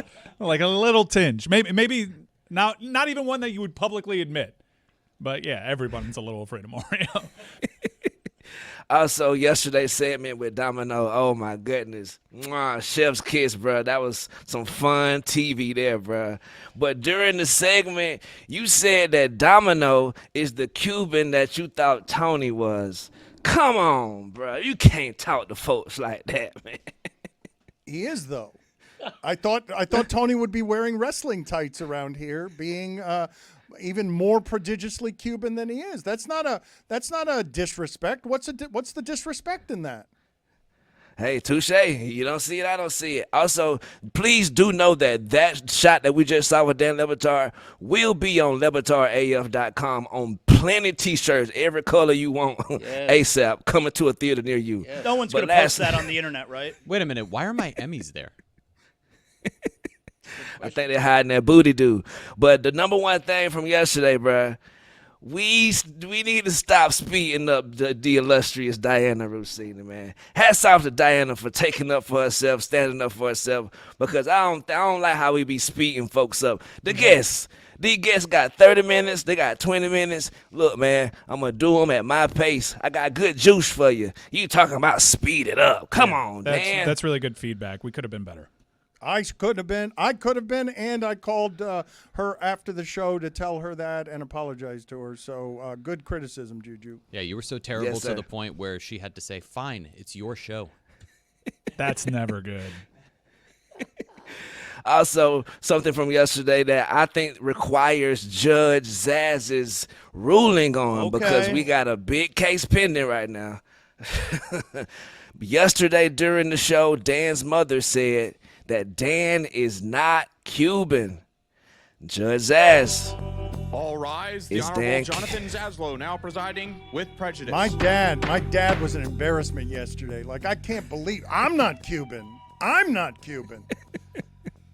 Is Dan Le Batard a legit Cuban? No es cubano. Not guilty. Prejudice. Bruh, I like it. Tio Zaz has ruled. No es cubano. Wait, so that would be guilty or not guilty? Prejudice. Guilty of not being Cuban, not guilty of being Cuban. Also, over the weekend, I want to send a congratulations to our brother, Mero, the kid Mero, being named Hot 97's new morning host from 6 a.m. to 10 a.m. weekdays, man. Salute to Mero, man. That's a big deal right there, bro. I think it should have got more headlines than it did. You're right. It's perfect with that city. He'll join us inexplicably for the live stream on Monday, but it should have gotten more headlines, Juju, because it's a perfect fit. Are you surprised at all that the last time I was with Mero in New York, he took out a pen and started signing his name on garbage cans, graffitiing it? Because that dude has imprinted that entire city in more ways than just that. It's perfect to see him on that show. Congratulations to the kid. Hell yeah, man. So it inspired me to make a top 5 people who should have got more headlines during this week after the week they had. Number 5, Mike Jackson, man, from the Carolina Panthers and the you did. He was doing some things during that playoff loss to Puka Nacua, what's his name, Devontae Adams, but he had them brothers locked down, and I don't think he got the credit he deserved on that. Number 4, Peyton Watson of the Denver Nuggets right now. Bro, the Joker has been out, and he has stepped up in a way that has outperformed everybody who getting paid way more money than he is on that roster. So salute to Peyton Watson. Number 3, Brock Purdy, man. Bro, seeing George Kittle go down, you had a perfect excuse to pack it in. You got every excuse to feel sorry for yourself and be like, you know what? This ain't my year. Them boys took down the champs in Philly, man. Brock Purdy, I see you, brother. Number 2, being the Don Johnson, man. My boy called his shot, man. He came on and said, look, I don't like the Packers, man. I stand on it. And here's your dap. Take your dap back with you back to Green Bay. I like what Ben Johnson doing, man. Ben the Don Johnson is great. And number 1, brother, Keyshawn Nixon, Compton, California. Defensive back from the Packers. He had a chance to tackle the DeAndre Swift on the goal line, backed out of it. You know how the NFL do what they write, so we can't show that video. But he backed away instead of trying to tackle or punch the ball out. Man, we don't respect that over here, bro. Still a legend, but come on, bro. Juju, I see the jersey you're rocking. What do you think if Jean Morant takes his talents to South Beach? Yeah, I mean, I think it's locked, signed, sealed, and delivered. I'm wearing this jersey right now because this is my last chance to wear this, and it actually is real. This is the last time I will be able to wear this Ja Morant Grizzlies jersey, and he's on the Grizzlies. I think my boy is actually sent to the Heat already. Did you see after the three-pointer that Bam hit last night, he did Ja Morant celebration. Yeah, but Juju, Bam did the Ja Morant celebration, and then he had spit hanging from his chin, and that's total oral loss. That's oral loss. You right, bro. I believe, bro. Because when I saw it, I was like, ugh. Yeah, that was a loogie. He was celebrating. He was doing Ja Morant celebration, and as he spit accidentally, it got caught in his goatee, and it was a large amount of spit. Hell yeah, bro. How embarrassing publicly. I would never do anything to embarrass myself publicly like that. Look at the arch on my boy's feet, bro. My boy got them high arches. I see why you be wearing the orthopedic. I like the way Dan goes back and forth with his feetsies. My feet are cold, and the whole body is cold because I'm not used to being quite this nude in front of people. It's not that cold in there. This is the longest post game of my life. Yes, please end it. Polls. Juju, you got some polls? I've seen. Yeah, there's a poll right now that I'm looking at that I don't like. Oh, cold in there. Hello. Should it be illegal for Dylan Brooks and Grayson Allen to play on the same team? 87% of the audience says yes, it should be. Best tight end ever. Not Dan, apparently. Travis Kelce or Rob Gronkowski. 82% of the audience says Rob Gronkowski. Wow, that's higher than I would have thought. All right. He was pretty good. He's a good player. Right. Can you imagine coaching Lamar Jackson and then being enamored with Quinn Ewers? 87% of the audience says no, they can't imagine that. And those are your polls for today. You don't have to imagine this, ladies. right here for you. Jesus.